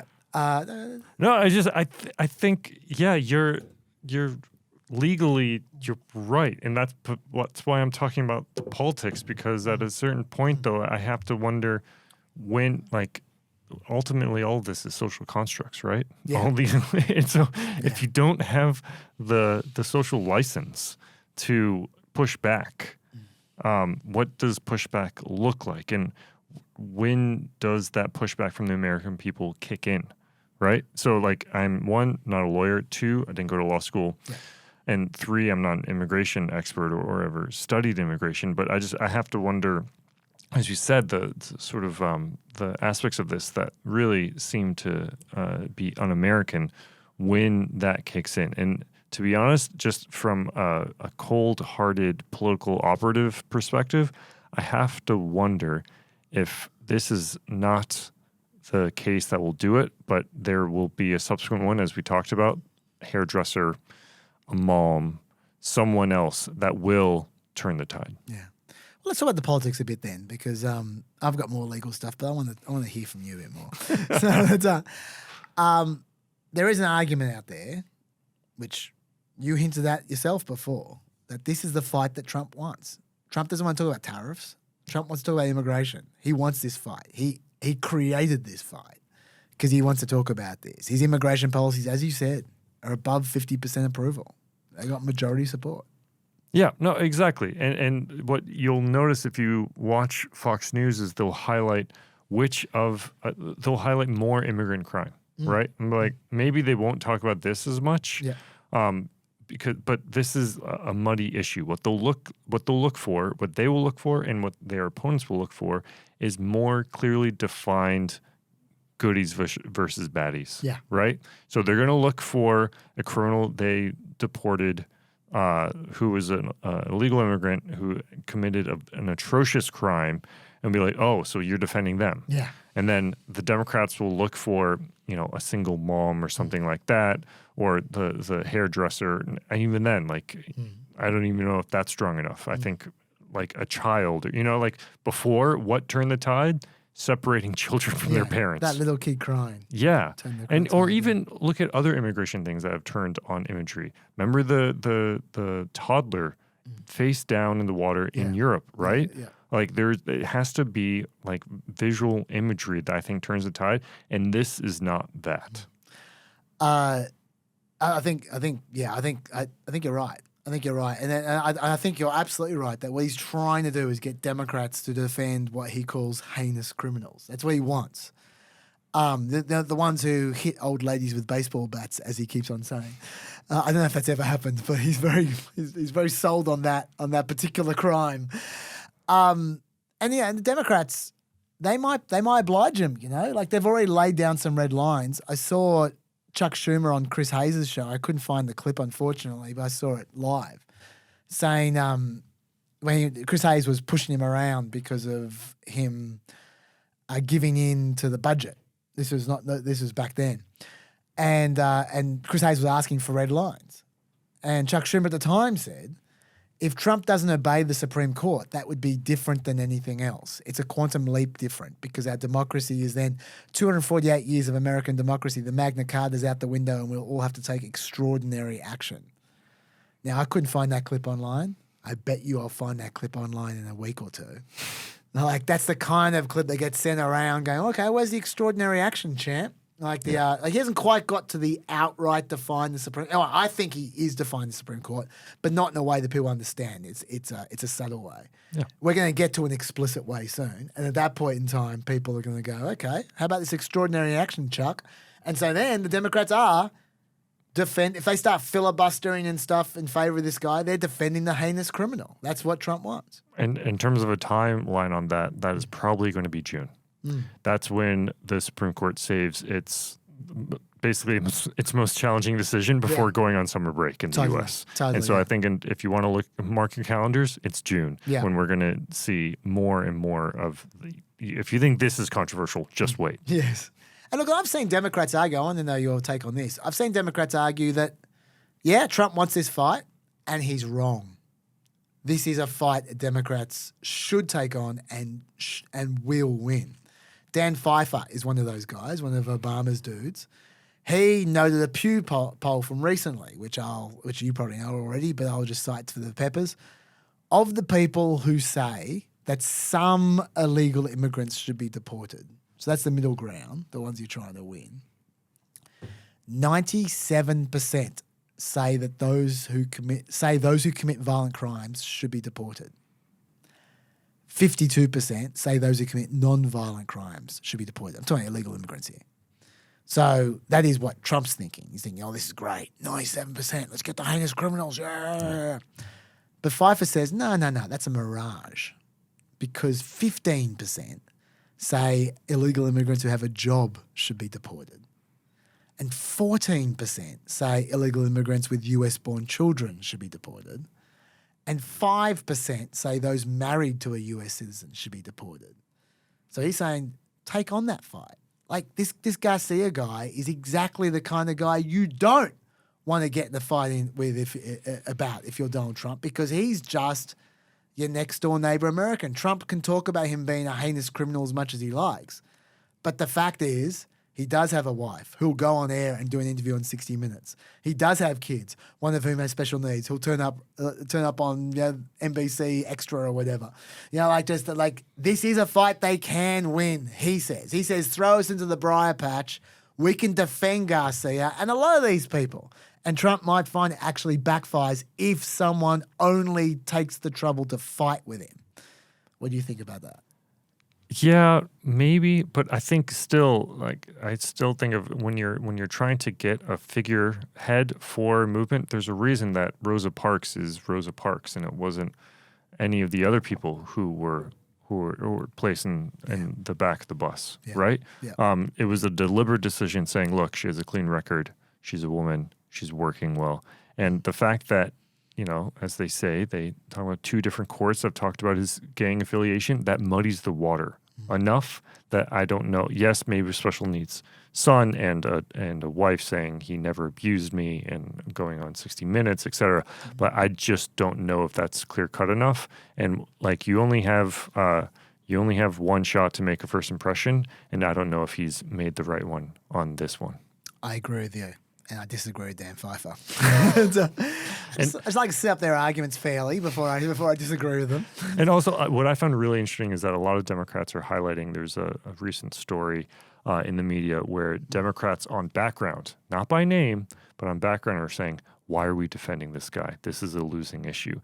And the Democrats are saying, "Put your name on it." Yeah. It's just like, they're afraid to. This gets to one of those things with why Biden didn't do much on immigration the first term. Democrats are terrified of looking like they are too aggressive on immigration. I'm not saying they should be, but I'm just saying there still is a lot of fear within the Democratic Party of being too aggressive on immigration. Let me throw a thought at you though here, Jared. I agree with you. I think, look, honestly, it'd be at least a decent fight if they have the right figurehead. But even then, I'm not sure people care. I'm not sure people care about rights. I'm not sure Yeah. I'm becoming very cynical about this. I mean, I really care about civil liberties, but I think I'm alone. I just don't think people care about this stuff. But having said that, I think the Democrats should fight anyway.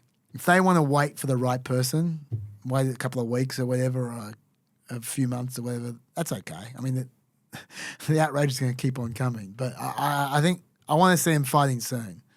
And the reason for that is not because I think they'll win. It's not because of polling.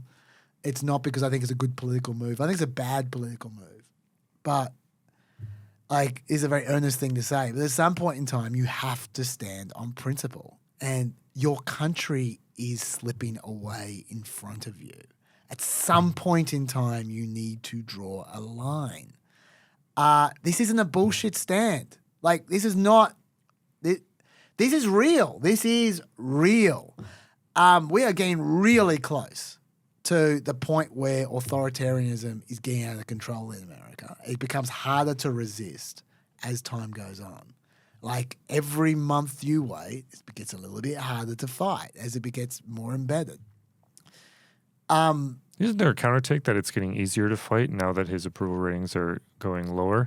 And that, or like, can't you take the opposite view, saying there's actually been more pushback in the last couple of weeks against him? There's been the tariff war in particular has unleashed a lot of people standing up against him that we hadn't seen before. What I would argue, I mean, that's a good pushback. What I would argue is that I'm not saying that it doesn't get. I'm not saying it doesn't get easier when other things happen. What I'm saying is authoritarianism, the more embedded it gets harder to fight. Like, the tariff stuff isn't authoritarianism. It's just incompetence. Right? Where there's more incompetence, that's great. But authoritarianism, the more embedded it gets, the more scared people get, the more withdrawn they get, the more they're looking after themselves. They're not worried about anyone else. Just make sure you don't get into trouble. Yeah. The more distrust there is, the more resentment there is. And it just generally, I think, the more, like, that's not, that. I want to be very clear. That's what I'm saying here is not, oh no, Trump dictatorship, third term. I'm not saying that. Yeah. He'll lose, but what's he replaced with? Yeah. I'm worried about the long term with America here. If let's say Trump dropped dead tomorrow, JD Vance is all the same stuff that we're talking about here, the authoritarianism, just without the incompetence of the trade war. And without the charisma and the loyal following that Trump has. That is true. And so the question is Trump someone who is the last of an era in which you can go across a bunch of different micro cultures and be that charismatic figure to unite them all? I have yet to see anyone with compelling data to show that it's J.D. Vance that is his natural successor in terms of popular support. He's definitely not his natural successor. But no, that's a good call. I love your pushback. This is a great pushback. Wonderful pushback. The most beautiful pushback. Yes. But look, my point is basically, forget the polls. I think there is a simple argument that just has to be made by someone at some point in time, which is, Trump, you're not a king. You're not above the law. That's it. I'm not defending rapists of little girls. I'm not defending, dude, the rule of law matters. And maybe American people will not accept that argument. Maybe, and if so, so be it. But I think, I've said this a lot recently, you just got to go down swinging sometimes. And if you're not going down swinging for the rule of law, what are you going down swinging for? Even the baseball metaphor, I love it. No, but you're completely right. Yeah. I think Americans are swinging more, and I think Americans, like a weird American thing is they have in the early days of an administration a lot of goodwill towards that administration, and then it can evaporate, or it is evaporating faster and faster with each administration. Yeah. So we haven't hit the 100-day mark. Yeah, totally. So we're still in the early days. I don't think we'll be in the same place a year from now or in a worse place a year from now. Yeah, no, I think that's fair. I think that's fair, and I do need to keep on telling myself that it has only been 3 months. Yeah, no, that is you're absolutely right, and I mean it doesn't change anything I just said. No? And I still think that no matter what I've just been saying here, I still think Trump is going to get pumped in the midterms, and I think that the odds are that the Democrats will win in 2028. But just what state America is in at that point in time is the question. And I just think we're getting close. We're not quite there yet. Like, as you say, June is the moment. For me, June is the moment. When the Supreme Court hands down a very clear ruling, if they do, for Christ's sake, John Roberts, you need a clear ruling. If they hand down a very clear ruling and Trump doesn't take it, that I think is the moment to take a stand, even if the polls say don't. I think. That's what I would.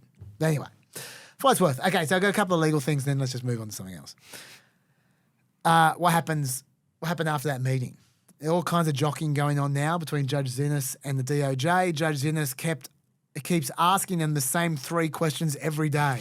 The current physical location and custodial status of Abrego Garcia. What steps, if any, the defendants have taken to facilitate Abrego Garcia's immediate return to the United States? And what additional steps defendants will take and when the facilitator's return? I'm laughing because I just saw a message from someone. I can only see the beginning on the alert of the email comment. It's not the email comment, the YouTube comment. And it starts with, Lockie, blink twice if you need ... That's great. All right. This is not live streamed. No, it's not. Pure, it's not. I know. somehow. I mean, it always applies though, Jared. It's evergreen. Anyway. That full comment reads, blink twice if you need us to come and get you. There you go. So it still applies. According to the judge, the Trump Justice Department's lawyer, Drew Ensign, has suggested that the administration officials, including at the Department of Homeland Security, which handles immigration enforcement, had withheld information from Ensign precisely so he'd be unable to answer her questions. The DOJ also said this: I've been authorized to represent that if Abrego Garcia does present at the port of entry, he would be subject to detention by DHS. In that case, DHS would take him into custody in the United States and either remove him to a third country or terminate his withholding of removal because of his membership in MS-13, a designated foreign terrorist organization, and remove him to El Salvador. Yes, I know, do it. Fine. The rule of law matters. Zinnes finally had enough with all this, she said. She said that she defined facilitate using a bunch of dictionary definitions. And then she said, defendants therefore remain obligated at a minimum to take the steps available to them towards aiding, assisting, or making easier Abrego Garcia's release from custody in El Salvador and resuming his status quo ante. But the record reflects the defendants have done nothing at all. Instead, the defendants obliquely suggest that facilitate is limited to taking all available steps to remove any domestic obstacles that would otherwise impede the alien's ability to return here. The fallacy in the defense argument is twofold. First, in the immigration context, as it were, facilitating return of those wrongly deported can and has included more extensive governmental efforts, I made that point, endorsed in prior precedent and DHS publications. The court cannot credit that facilitating the ordered relief is as limited as the defendants suggest. Second, and more fundamentally, defendants appear to have done nothing to aid in Abrego Garcia's release from custody and return to the United States to ensure that his case is handled as it would have been but for defendants' wrongful expulsion of him. Thus, defendants' attempt to skirt this issue by redefining facilitate runs contrary to law and logic. So she's explicitly calling him out for defying the Supreme Court order. And then she says there's going to be expedited discovery to ascertain what, if anything, the defendants have done to facilitate Abrego Garcia's release from custody in El Salvador and to ensure his case is handled as it would have been had it not been improperly sent to El Salvador. So the next 2 weeks is basically she's just going to ream them. She's going to just get as many different testimonies as possible from different people who haven't presented themselves to the court. I suspect the first thing she's going to ask about is the agreement. So let's find out. And then we'll see how much of a constitutional crisis we've got. I'm so excited for the discovery. Yeah. I am so excited. Yeah, no, this should be good. And then the only other thing left over is citizens. Is this going to happen to citizens? Yeah, I assume you don't have the clip of him answering that question. Of course I do. Excellent. Okay, first of all, we should say there was this hot mic moment that people love to play. Homegrown criminals next. Yeah. It's the homegrowns next. The homegrown. You got to look about 5 more places. Yeah, that's right. All right. It's not big enough. No, yeah, come on. So this is a much different office. Okay, well, that was almost impossible to understand. It sounded like it was beamed from El Salvador, but I don't care about that one anyway because it's hard to understand. I think it was staged for Bukele's videographers anyway. Yeah. I want to focus on when he was explicitly asked in the press conference, and he wasn't holding back. You mentioned that you're open to deporting individuals that aren't foreign aliens but are criminals to El Salvador. Does that include potentially U.S. citizens, fully naturalized American? If they're criminals and if they hit people with baseball bats over their head that happen to be 90 years old, and if they rape 87-year-old women in Coney Island, Brooklyn, yeah, that includes them. What do you think? There's special category of person? Yeah, I do. I do actually think that American citizens are a special category of person in America. And more to the point, I thought you thought that, Mr. America First. It's a very strange thing for him to say. But it wasn't just the answer to that question. He just started bringing it up himself just off the bat when he was answering other questions. He was really keen to talk about this. I'd like to go a step further. I mean, I said it to Pam. I don't know what the laws are. We always have to obey the laws, but we also have homegrown criminals that push people into subways, that hit elderly ladies on the back of the head with a baseball bat when they're not looking, that are absolute monsters. I'd like to include them in the group of people to get them out of the country, but you'll have to be looking at the laws on that, Steve, okay? He loves saying, oh, yeah, we're going to follow the law. Yeah, like you have and all these other examples. Pam Bondi was asked about this as well, and of course, she completely avoided the question. Now, the president was musing about sending some of the most horrible people in this country down to that mega prison. You know, people that push ladies into subways and hit old ladies with baseball bats to the head. Is that legal to do? Is that something you're allowed to do? Well, Jesse, these are Americans who he is saying who have committed the most heinous crimes in our country. And crime is going to decrease dramatically because he has given us a directive to make America safe again. These people need to be locked up as long as they can, as long as the law allows. We're not going to let them go anywhere. And if we have to build more prisons in our country, we will do it. Right. That's what I thought. There used to be, until recently, a White House reporter from CBS who was really good. I think his name was Mark Knoller, who would keep track of the number of days that a U.S. president was on vacation and where they were and how much they traveled. I really wish there was someone who could track the number of hours Pam Bondi spends on Fox News. There's a lot of Fox News. Or just TV. I think it's only Fox News. So if not, maybe she does some of the other like Newsmax type outlets. But the amount of time she spends on there is unprecedented for any attorney general before, who are traditionally media shy. I'll tell you what I'd like to see someone do a count on while we're talking about Jesse Waters. I'd like to see someone do it. Lucky knows what's going on here. Yeah, he's heard me talk about this a lot off air. Just something I've noticed. Jesse Waters is never off camera. Like most people when they interview someone, you'll see them ask the question and then you'll see the full screen of the interviewee. Have a look at Jesse Waters the next time you see an interview. They just keep him on one side of the screen at all times. Like in this one here. Like the only time is ever a full screen of the interviewee is when he introduces them and they nod hello. Other than that, he's on 100% of the time. Even when they're showing overlay, he'll be there in the corner of where the overlay is going on. I don't know if it's Waters himself who just loves the look of himself or one of his producers, because they don't do this on any other Fox News show. On other Fox News shows, they just cut to the interviewee. But on Waters, for whatever reason, Jesse is always there.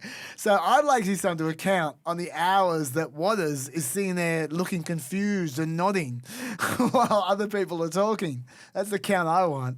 But anyway, there's a little Easter egg for you to look for. I've never watched Fox News long enough to notice that. I'm so impressed. We got that behind me, so yeah, I'm a prisoner. Yeah, look, I'm so sick of hearing about people hitting old ladies with baseball bats. The law doesn't apply just to good guys. It almost always, by the way, is used with respect to bad guys. That's how the law tends to work. But this is what the Trump administration does. They try, as you said, they try and pick the worst possible example and try and use it as a precedent. Carolyn Levitt was trying the same trick about this. Over the weekend, President Trump said that he would be willing to have U.S. citizens deported to El Salvador with the cooperation of President Bukele. How would that work legally, and how many people would potentially be available for that operation? So the president has discussed this idea quite a few times publicly. He's also discussed it privately. You're referring to the president's idea for American citizens to potentially be deported. These would be heinous, violent criminals who have broken our nation's laws repeatedly, and these are violent repeat offenders in American streets. The president has said if it's legal, right, if there is a legal pathway to do that. He's not sure. We are not sure if there is. It's an idea that he has simply floated and has discussed very publicly as in the effort of transparency. Okay, so same argument again. Once again, if it's legal. I mean, look, just, yeah, as far as the if it's legal goes, stuff, I mean, remember, Trump said this days before he blatantly decided to pretend the Supreme Court said something totally different to what they said. The Supreme Court said bring somebody back. I would do that. I respect the Supreme Court. No, you don't. Okay. All right. So, yeah, I mean, look, this is not a legal question, really. I mean, the legal answer is obvious. It's illegal. You can't do it. And everything he's just done is illegal as well. You can't do it. And yet he did it. So if you're arguing that you can imprison anyone in a foreign country but not be busted by the courts, if that's what your argument is, that when someone is in a foreign country, they are beyond the reach of American courts, number one. And number two, that he wants to send some people to El Salvador. And number three, he is happy to arrest people who haven't been accused of any crime. Put them together. What do you get? You get the power to unilaterally and arbitrarily send any American citizen to a Salvadoran prison for any reason. That's what those 3 points are combined. So there's no law here. This is just, can you do it? Well, I guess. I have to wonder as well when we talk about like when it hits home, like for so much of this, they make the enemy an abstract concept that's far removed from regular Americans, but it's also far removed from themselves. And I still remember the Jesse Waters talking about the Doge cuts and his friend who was hit by the Doge cuts and who was hoping, right? So I have Did you to. see that on PEP? No, I did not. Damn it. I'm sorry. That's a shame. That was just me being a Jesse Waters nerd through and through. Ever since the Bill O'Reilly days. He used to be on Bill O'Reilly at Waters World on Bill O'Reilly. Strange guy with an interesting family dynamic. Yes. But I have to wonder if and when some of this starts hitting close to home to any of these guys, whether they have a friend who's an illegal immigrant who then is cut off from his or her family and who suffers personally, and whether if we hear any stories of some people basically growing weak need about this very aggressive turn on immigrants.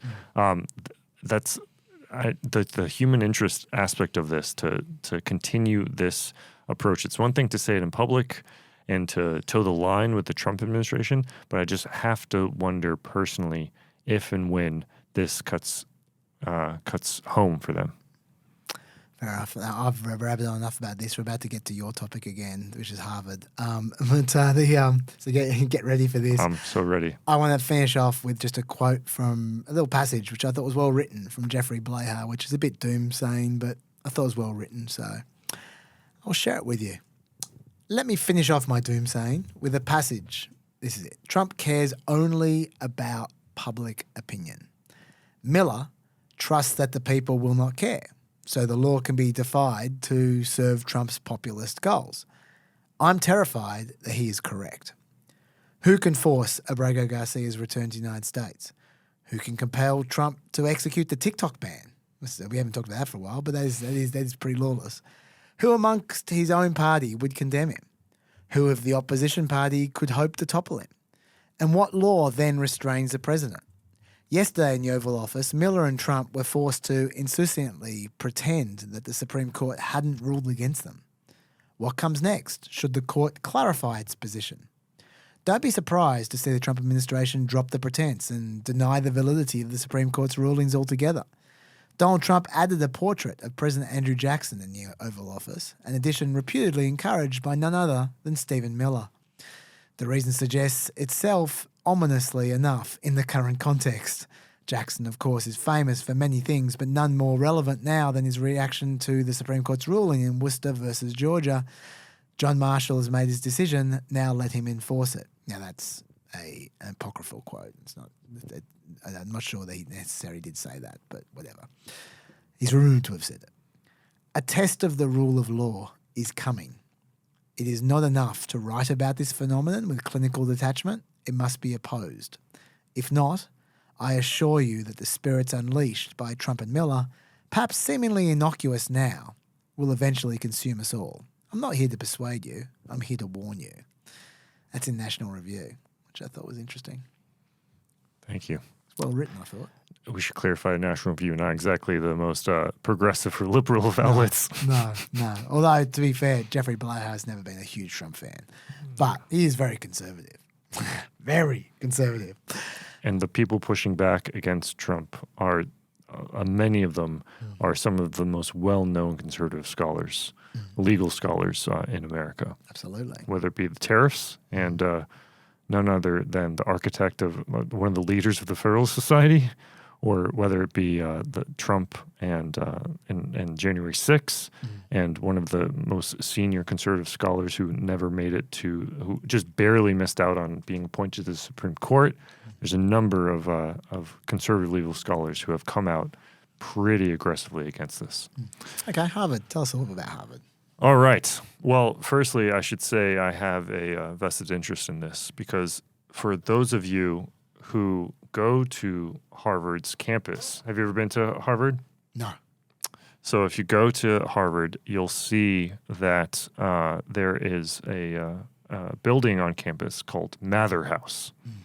And one of the founders of Harvard is named Increase Mather. And that is, Mather is actually my middle name. I'm related to some of the founders of Harvard. And you're related? Yeah. And do you know what that gets me? What does that get you? Nothing, absolutely nothing, because we don't believe in monarchy or hereditary titles in America, and I love that. Every time I talk to... It gets you a funky middle name. Yeah. Every time I talk to some European and they're somehow distantly related to a duke, I'm just like, cool story, bro. Yeah. You know, what have you done? You know, so I love that. It gets me nothing, and that I am just as American as someone who became American today.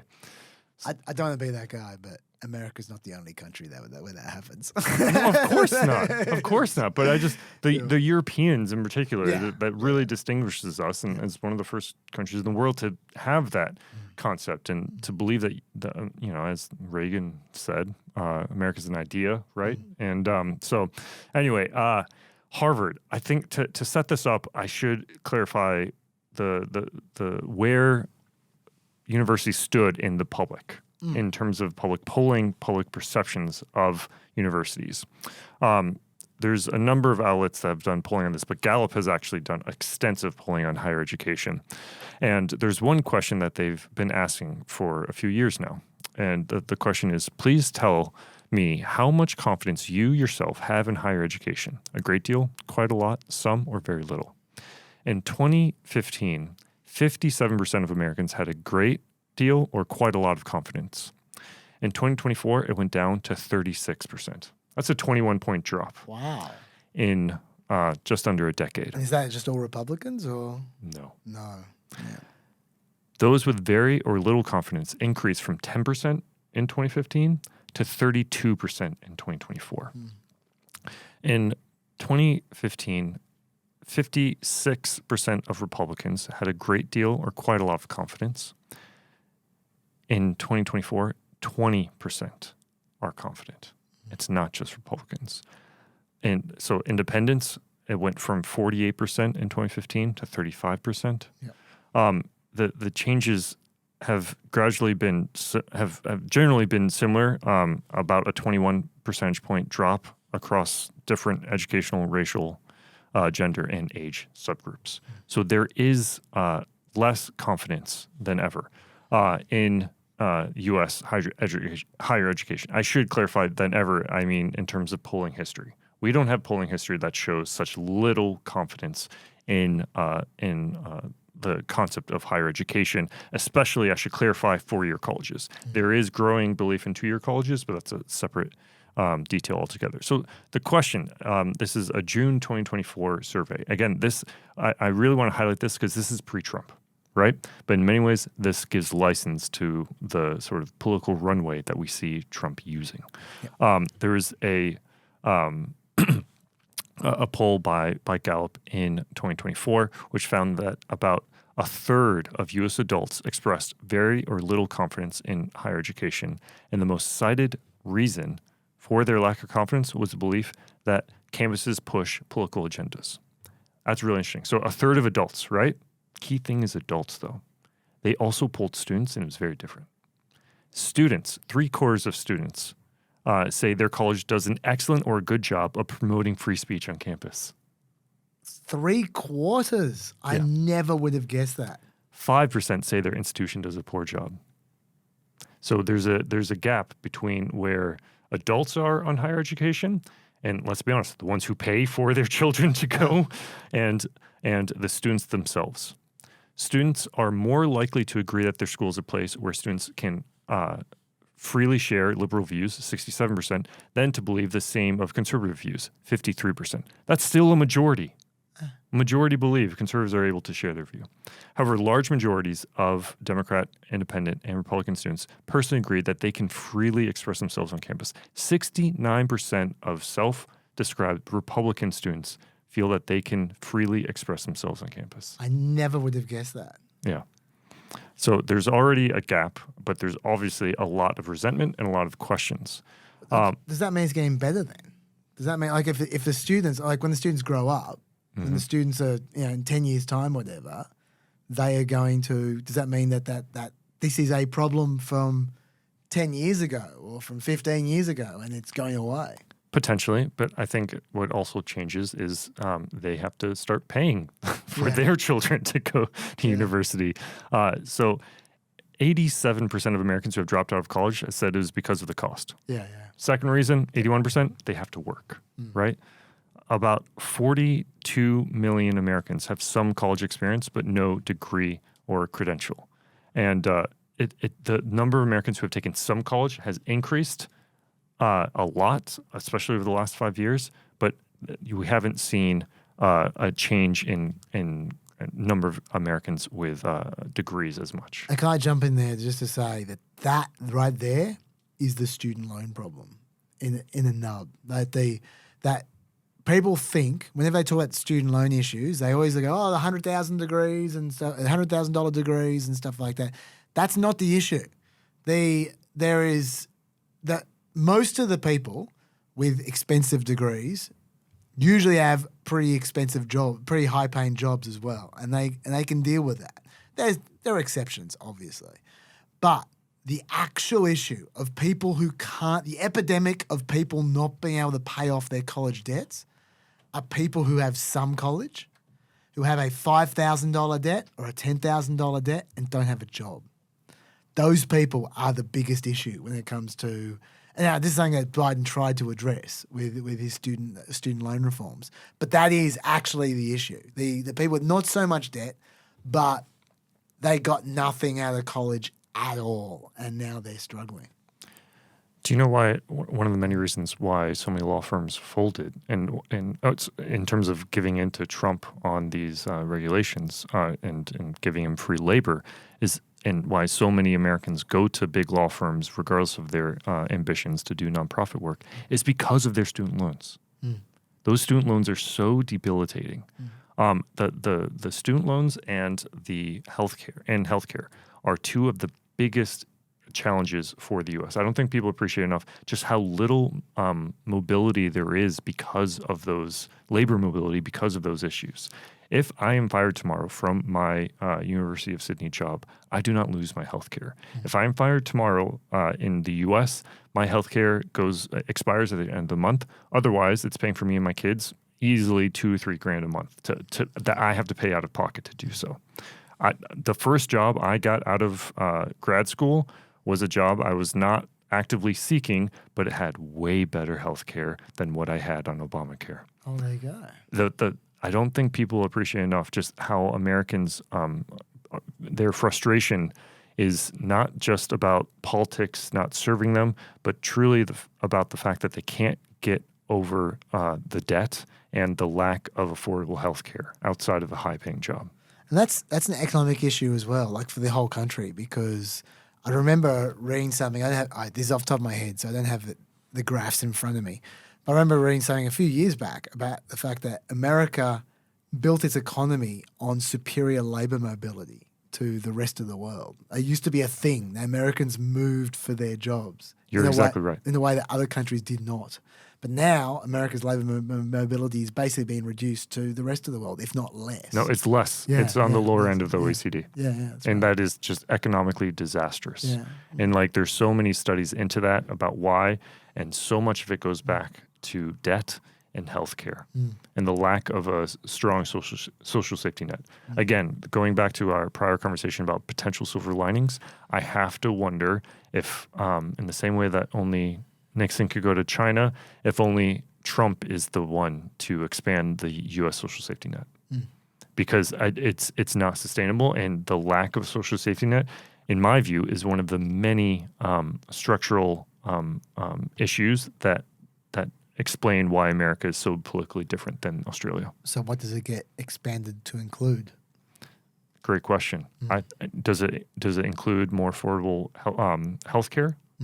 What sort of healthcare does that look like? Because from what I've seen, just looking from a policy perspective, there's a lot of opportunity for market-based solutions in terms of housing, in terms of different economic dynamics, but healthcare is not really one of them. You generally need some basic option for people, and you need to have an upgraded option as well. So you should have some choice, but there should be at least a basic level that everyone, from what I've seen in terms of analysis of healthcare in the developed world and developing world, if you don't have that bare basic minimum, people suffer. If that might be what America might need, is Trump to give them healthcare, but in reality, I think Trump is going to pick tax cuts. I'm sorry.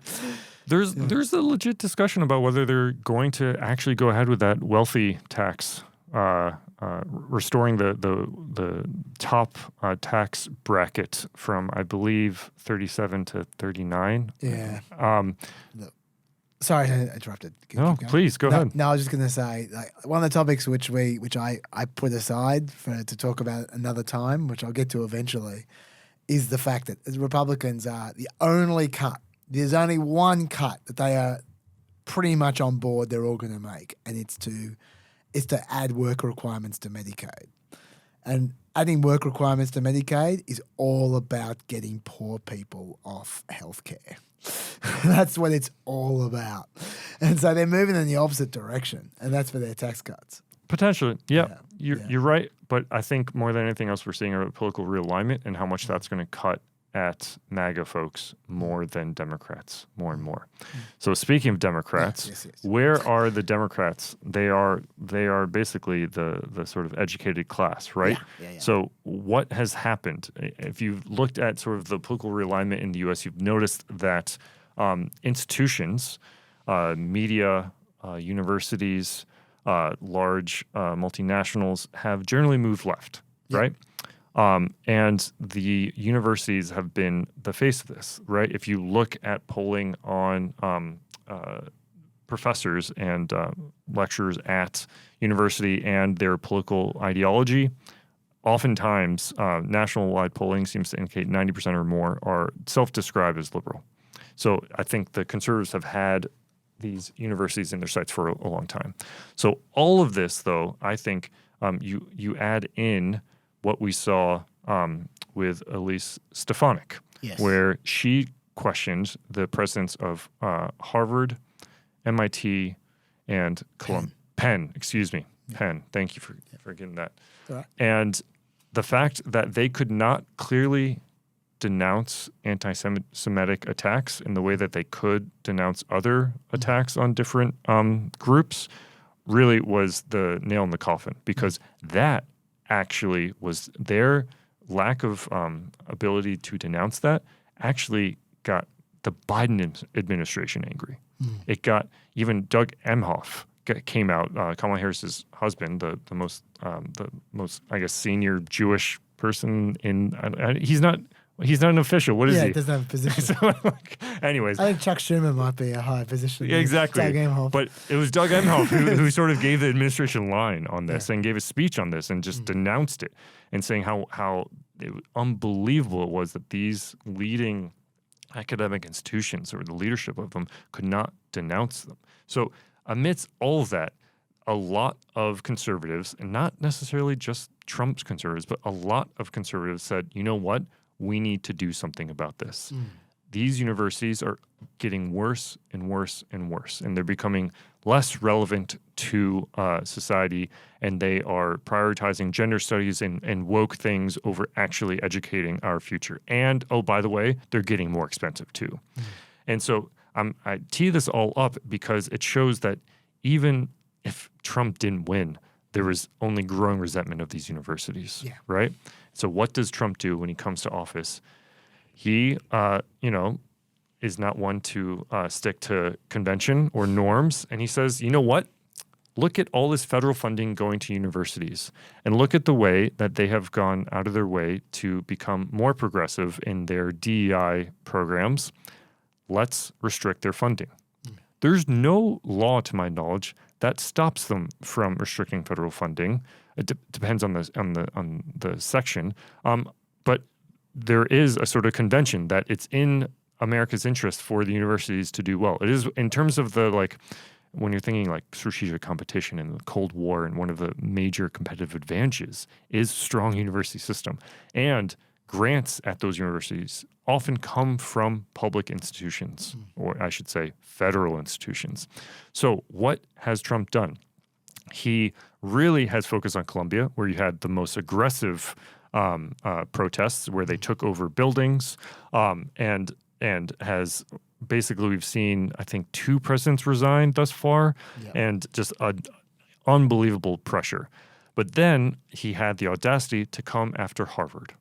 And I should clarify that the administration has been having a lot of discussions with universities on how they define anti-Semitism. That's one thing left over from the protests over the last couple of years at these universities. And universities have pledged to do more and pledged to have clear guidelines and clear definitions of what anti-Semitism is. But then, I guess last week, the Trump administration sent a letter that was pretty impressive. It was a 5-page letter where they wanted to not only have the school change their sort of operations, but their admissions, their faculty and student life, their hiring practices. It was unbelievable. And a lot of times the universities will sit on letters like this and shop it around and really try to gauge opinion. It took Harvard less than 3 days to say no thanks. Yeah. And it was really a rallying cry for other universities to stand up as well. And in essence, it's the oldest university and the wealthiest university standing up to Trump and being the first to stand up to Trump. And it's not a coincidence that they're the first to stand up to Trump, because they are probably the most likely to be able to afford to stand up to Trump. Yeah. $53 billion endowment, I believe. Exactly. It helps. Exactly. And I also have to wonder, though, if the Trump administration had not maybe overreached, but had actually offered more money whether Harvard would have so willingly pushed back, so quickly pushed back. And so what we're seeing now is not only Harvard pushing back, we're seeing other universities start to push back.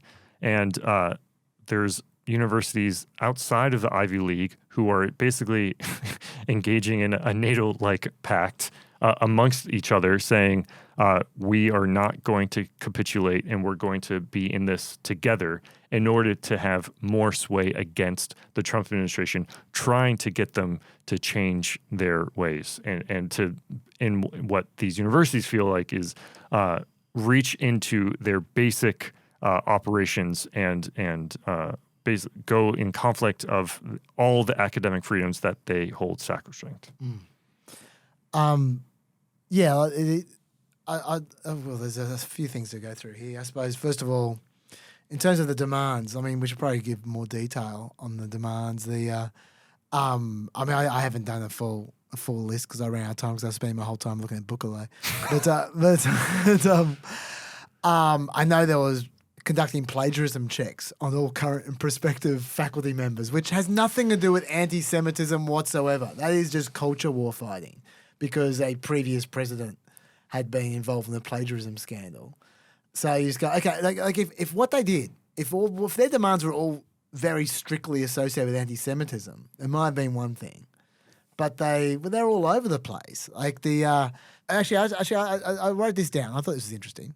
On one hand, they said departments deemed lacking in viewpoint diversity will be forced to hire and admit a critical mass of new faculty and students that would provide that viewpoint diversity, which has nothing to do with anti-Semitism. That's about conservatives, right? Yep. Also, they said they would be that they should commission an external party which shall satisfy the federal government as to its competence and good faith to audit those programs and departments that most reflect ideological capture. So they want to audit everything in the uni. But at the same time, they have to abolish all criteria, preferences, and practices, whether mandatory or optional, throughout its admissions and hiring practices that function as ideological litmus tests. Are we seeing the irony here? No ideological litmus tests, but you have to screen to mandate viewpoint diversity. Yeah. That's contradictory. Yeah. It doesn't make a lot of sense. And I have to wonder if they were basically testing how far they can go. Because you have to realize that, and especially why they decide to target Harvard and not other universities like Columbia. Well, they've already done Columbia. Right, but why stick at the Columbia or lower level? Why go higher, right? I feel like if the picking on smaller universities, they would have had more success and build to a critical mass to then have Harvard be the only one left standing. Maybe they're just overconfident. Maybe they're just thinking, hey, we can do this. Let's take the big guy and then everyone's going to just fold. Yeah. And look, it's not like Harvard started by resisting. Early on, Harvard acquiesced. Yeah, they acquiesced. So maybe they were right, to begin with, but then they just pushed too hard. I also think, my own view is that Harvard probably was watching what was happening to Columbia at the same time, and which is a bit further down the road. And you look at Columbia completely acquiesced, right? Everything. We talked about this on PEP. We went through their list of demands, and I was saying, some of these I don't think are too bad, some of these I think are pretty bad, but it's just a bit of a worrying scenario where you start just completely folding to the government. And when they did, the university was pilloried. The faculty revolted. Yeah. Harvard's watching this. But then what Harvard's really watching is that Columbia didn't get their $400 million back after that either. Nope. What they got were more demands. Yep. And what they got were rumors that the administration reportedly is planning to basically put the university in receivership and just take over. And Harvard watched that and thought, if you give these guys an inch, they take a mile. They might have been watching the law executive orders as well. It seems to be a trend with these dudes. And Christopher Rufo is not hiding. He's the culture war guy we've talked about a few times. He's a right winger who's really into capturing the institutions. And he's very open about the fact, no, we it's time for us to take over the universities. Like, Yeah. we don't make them neutral. We don't make them conservative.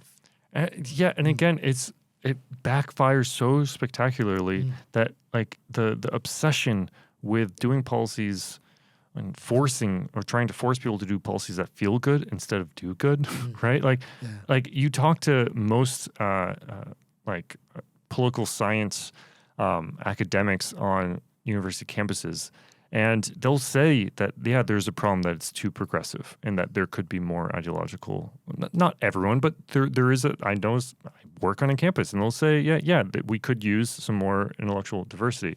But is this the way to do it, right? And in many ways, they end up shooting themselves in the foot and hurting the cause in the direct opposite direction than the one they wanted to pursue. Let me ask you a question on this topic. This is a question from Carolyn Levitt. Didn't know she was a pepper. She sent a comment on the YouTube. Why are the American taxpayers subsidizing a university that has billions of dollars in the bank already? That's her question. That's a great question. I think there's a lot of debate right now about how American universities function and whether the more that you give them, the more that they demand, especially given how the tuition amounts have far exceeded inflation. Yeah. It actually doesn't make sense, right? And there's a lot of debate about who's at fault for that. But I think more than anything else, a lot of academics will agree that there needs to be some closely scrutinized funding for what universities do and why, and maybe whether it could be reformed and made more efficient. But the question is, more than anything else, in my mind, they are subsidizing students to afford to go there more than anything else. But why is the tuition only going higher and higher, and the return on investment is not? A related question, which is also from conservatives who also sent it to us. No, they didn't. Is to ask this independence that Harvard wants. What kind of independence is this exactly? Because if they'd been actually independent, the federal government wouldn't have been in a position to have say over their operations. Because this wasn't invented by Donald Trump. This, as much as it might seem from this conversation, Donald Trump is definitely not the first person to lean on universities for social progress. And they always do it the same way. They always condition money for research, for student loans, for all kinds of things. They condition money on universities going with their chosen policy on Title IX or Title VI or whatever it may be. The Obama administration did it. Biden administration did it. First Trump did it. They've been doing this for a while. So why shouldn't they? Why, for their own sake, don't they try to establish some kind of independence so that the federal government can't bully them around? I think similar to the way in which we're seeing all sorts of discussions now in Europe and Asia about developing nuclear capacity, we're going to see a lot more discussions in universities about developing more independence. They have taken a considerable amount of public funding, and they also have given the government leverage then to pull that funding. And I think this is going to an unprecedented forcing function for the universities to say, you know what, we're going to have to trim some fat, and we're going to have to change our belt maybe a bit, but we cannot be left in this position again. For what's worth, by the way, there's a lawsuit going, and I'm sure we'll be hearing a lot about that. And by the way, I reckon Harvard is they're spearheading this lawsuit. I reckon they're going to make more than $2 billion in donations while this lawsuit's going. I don't know if they're going to make $2 billion in donations, but they're going to make a sizable amount. They got some rich ex-students. But again, my question though is, if a lot of people, especially most Americans, can agree, maybe not students, but adult Americans, I can agree that there is a problem on university campuses about a lack of intellectual diversity, about a lack of freedom of speech. What policies, and a lack of affordability, sorry, that should have been my first topic. What policies should be enacted to make this more sustainable, to make university more relevant to the global economy, to make universities more affordable to your average American? What is actually the course of action? I don't have the answer. As an American in Australia, I have to say that it was refreshing to see the way that Australia does the university system, and that it is a loan that the individual pays off if they can afford it. Because I think the extremes of like no support at all and it being completely free are maybe not sustainable. But something like people paying off university debt if they can afford it seems like a sustainable approach. I've always thought HECS is the best model myself, but I thought maybe that's just because I'm used to it. Let me ask you a question from me, not from a conservative. Is the answer splitting universities up? Because it's not like the arts department needs money from the government. Who needs money from the government? Research. Like the science research in particular. That's what they need. They need grants. That's what they need the money from. You can't have universities funding all their scientific research. That's not good for the universities. It's not good for the country. But if they split it off so that the research side of the university was incorporated differently, it's separated from the university, and then that's the part that gets the funding, and then the government can put all the strings they like on that because it's just effectively a public version of corporate research essentially. Yeah. And then the rest of the university split off, and they just do their education stuff. And that doesn't need lots of money from the government. No. Is that maybe the answer? Potentially, but one of the things that I don't think enough people appreciate in terms of research is that not all research is created equal. And you need something called foundational research. And that's something that government does better and funds better than others. In terms of research that is just sort of blue sky, let's see what happens. And government funding is, in my view, better at that sort of research than the commercial research. So having large bureaucracies where you can have a lot of collaboration instead of siloed like colleges almost, I think there is something to be said about the innovative potential of collaborating across industries and having some sort of centralized node where everyone can facilitate that collaboration. Okay. I should just clarify. I work at a university, but I do not study university research to this extent, let alone finances. I definitely do not do finances. So I'm sure I got a lot of this wrong. You are undoubtedly more informed than me. And I got one last thought about this, which is it's a little bit of an ironic twist that this move from Trump is going to hurt his trade surplus. Or, well, it's going to make his trade deficit worse because one of the big surpluses in America is education. Services, it's not goods. Yeah, I suppose he doesn't care. But yeah, no, it's the international students last year contributed $44 billion, which is more than the exports of soybeans, coal and natural gas combined. In terms of their contribution to the surplus is nearly 14% of services. But as you say, he doesn't care. Creates 378,000 jobs. What's that? I can't stress enough the way that a lot of these cuts that we're seeing to universities, to USAID, to Radio Free Asia, to so many different entities that are a lot of times gained most notoriety during the Cold War are not helping the U.S. compete with China. One of the foundational strengths of the U.S., in addition to its alliance system across Asia and Europe and the world, is the way that we attract in the U.S. the best and brightest.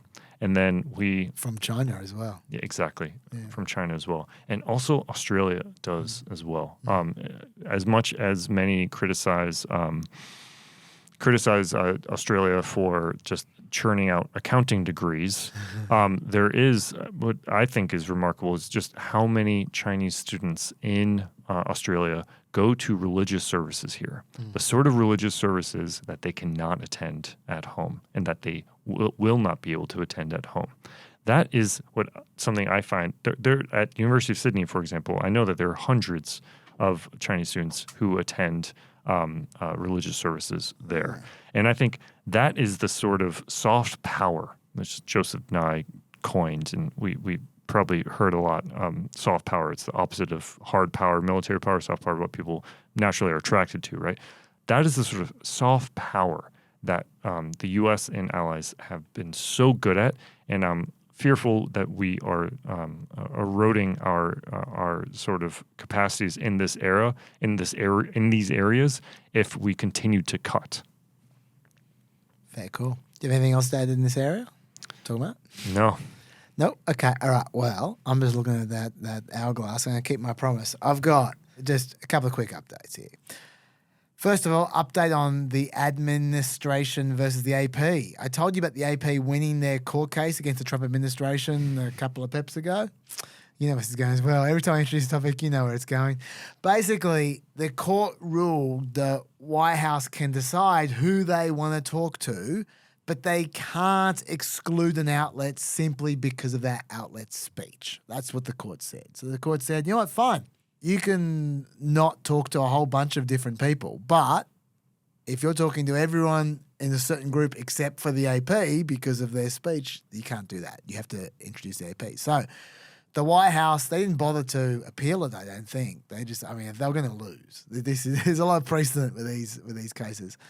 The White House announced Tuesday it's eliminating the traditional press pool access for wire services. So that way, they're not just excluding the AP anymore, they're excluding Reuters and Bloomberg as well. It's not about speech anymore, they just don't care about wire services.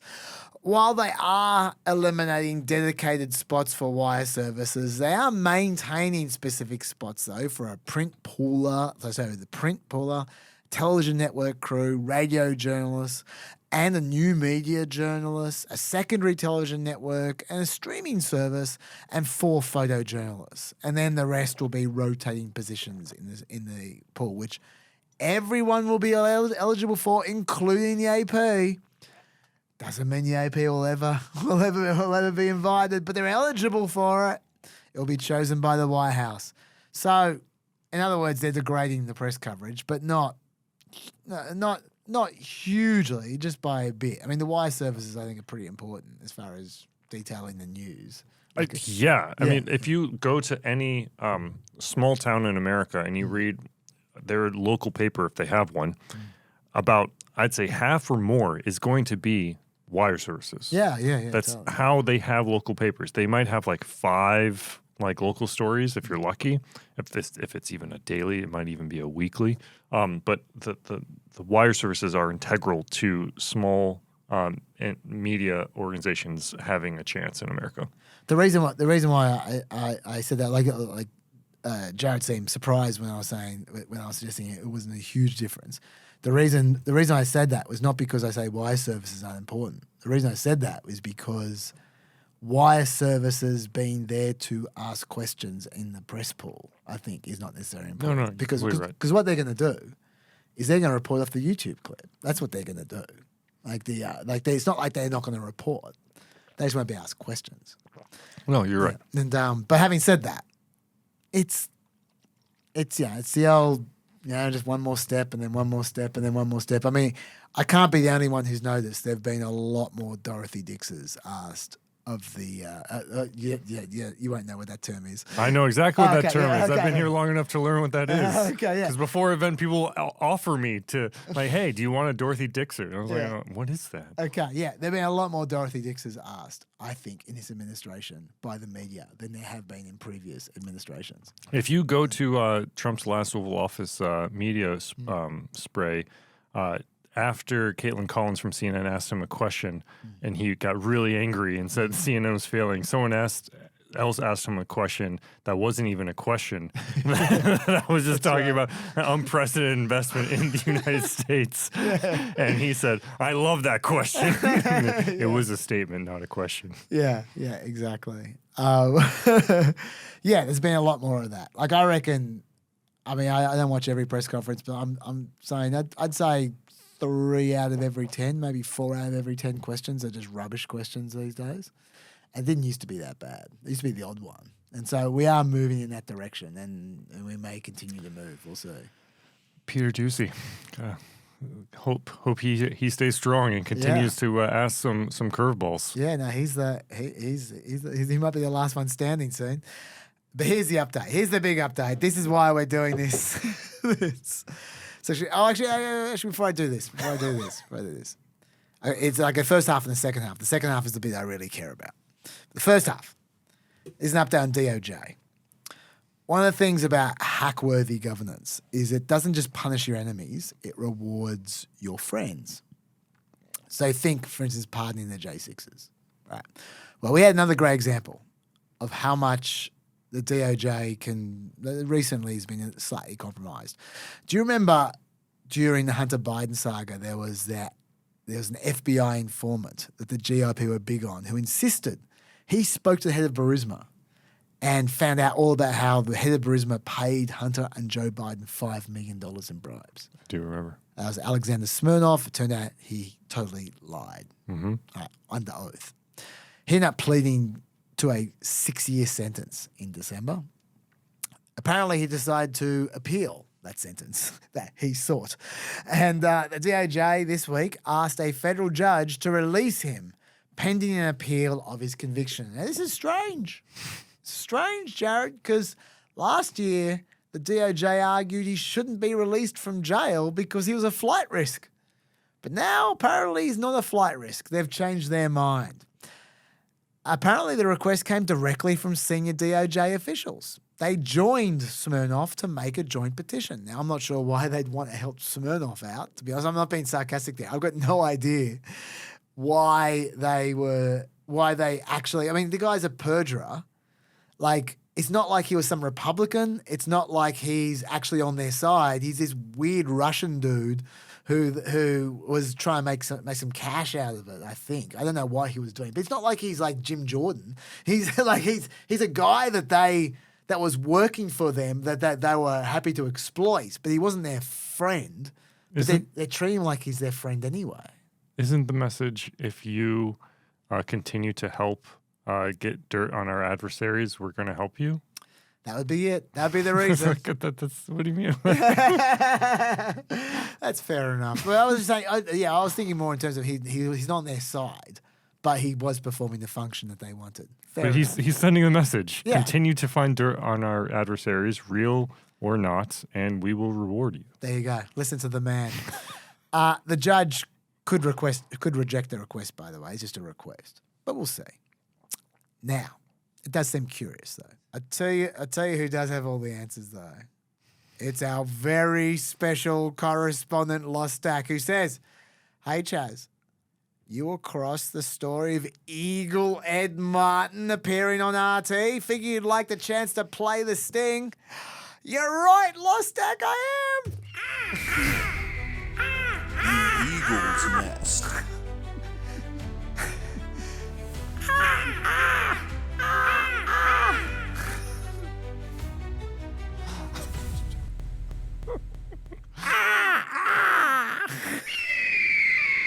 Such a good sting. I love it. Okay. Everyone's favorite stooge, Eagle Ed Martin Jr., the current U.S. Attorney for Washington. He needs to be confirmed by May 20 or he's going to be replaced by someone less hackish. The Senate Democrats are insisting on a hearing. The Judiciary Chair, Chuck Grassley, not so sure. But unfortunately for him, I think he's going to have to because Adam Schiff has placed a hold on Martin's nomination unless there's a hearing, which would make it possible to go over you could potentially go over their heads with a hold. Be a huge procedural pain, though, if they did. They prefer not to do that. So they might have that hearing. We'll see. We'll see. There's certainly a lot of interest in an Eagle hearing, Jared. Apparently, Martin has already received 500 questions from senators. 500 questions already. It could be quite a hearing. Wow.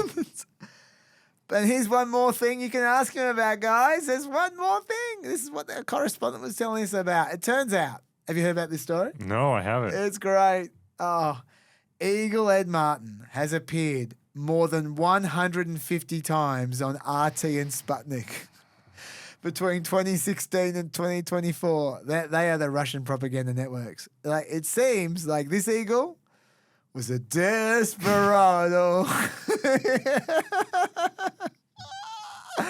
I love the Eagle. I always get tired drunk when I talk about the Eagle. At least 150 times. At least. That's all they can find through web searches. But, you know, it's not all on the web. Who knows how many times he turned up on RT and Sputnik. The best part is he disclosed none of those appearances. I should have asked you to guess. None on his Senate Judiciary Committee questionnaire when he was asked to list all media interviews. There's quite a difference between all and none, and that's the space that the Eagle lives in. The Eagle only disclosed 16 media interviews in total to the committee from 2016 to 2024. He said he'd searched publicly available electronic databases, but he cautioned, despite my searches, there may be other materials I've been unable to identify, find, or remember. I'd love to see video of him doing that. He turns off his Wi-Fi. He's like, oh, I can't find anything. Just getting 404. Just to remind you, this is what people have only been able to find online through searches. So he's got a pretty patchy memory, says the Eagle, it seems. Should I? There's a bird brain reference there. I'll probably just let that go. It's odd he would forget his Russian TV appearances, since he appeared on those channels more than any American channels during that period. And before you say that anyone would forget all those media appearances, apparently, only about 3 of roughly 80 such nominees from 2021 through to 2024 left out published writings and public statements in their disclosure forms, and none missed more than 4 items. Except for the Eagle. He's one of a kind. In fact, he still hasn't disclosed most of them. Even now, despite it being public knowledge that he left them off, he's only disclosed a couple, and it's just like, come on, Eagle, come on. Times are wasted. Get disclosing, Eagle. You're going to be up in front of the Senate soon. Yeah, I guess the Eagles have never been known for being good at paperwork, have they? I don't even get this. Wait, is he being paid? Like, did they pay? I guess they must have paid him. Like, why would an ambitious Republican leave a trail like that and then pretend that and act like it didn't happen? I don't get it. It's not even logical. Like, it's not. I don't think he's thought through this very well. What's your take on all this? What's the deep throat line about Nixon in terms of why? Like how to perceive these guys that were doing the things that they were doing in terms of like trying to see the 3D chess. You remember that? I don't remember any chess that's not 4D or 5D. I've been spending too much time on the internet. So basically, he said, don't try to over complex it. Don't make it too complex. Yeah. These guys are just not the smartest guys who got caught up in things way above their heads. I can believe that about the Eagle. But the hourglass is at the end. I promise you there's no flipping the hourglass. So I'm sorry, Jared, we're not talking weaponization. You can talk about that the next time. Can't wait. But we only have time for one more thing, and you know what it is. We're going to play that sting again. The Eagles next. Jared, thank you so much for being with us. Absolutely again, my pleasure. So soon. It was a lot of fun. I'm sorry that the Bukele story happened and I had to talk forever. No, it was great. I learned a lot. Thank you all for being here for this very special Easter PEP. Thank you, Lockie, for editing it on your Good Friday night.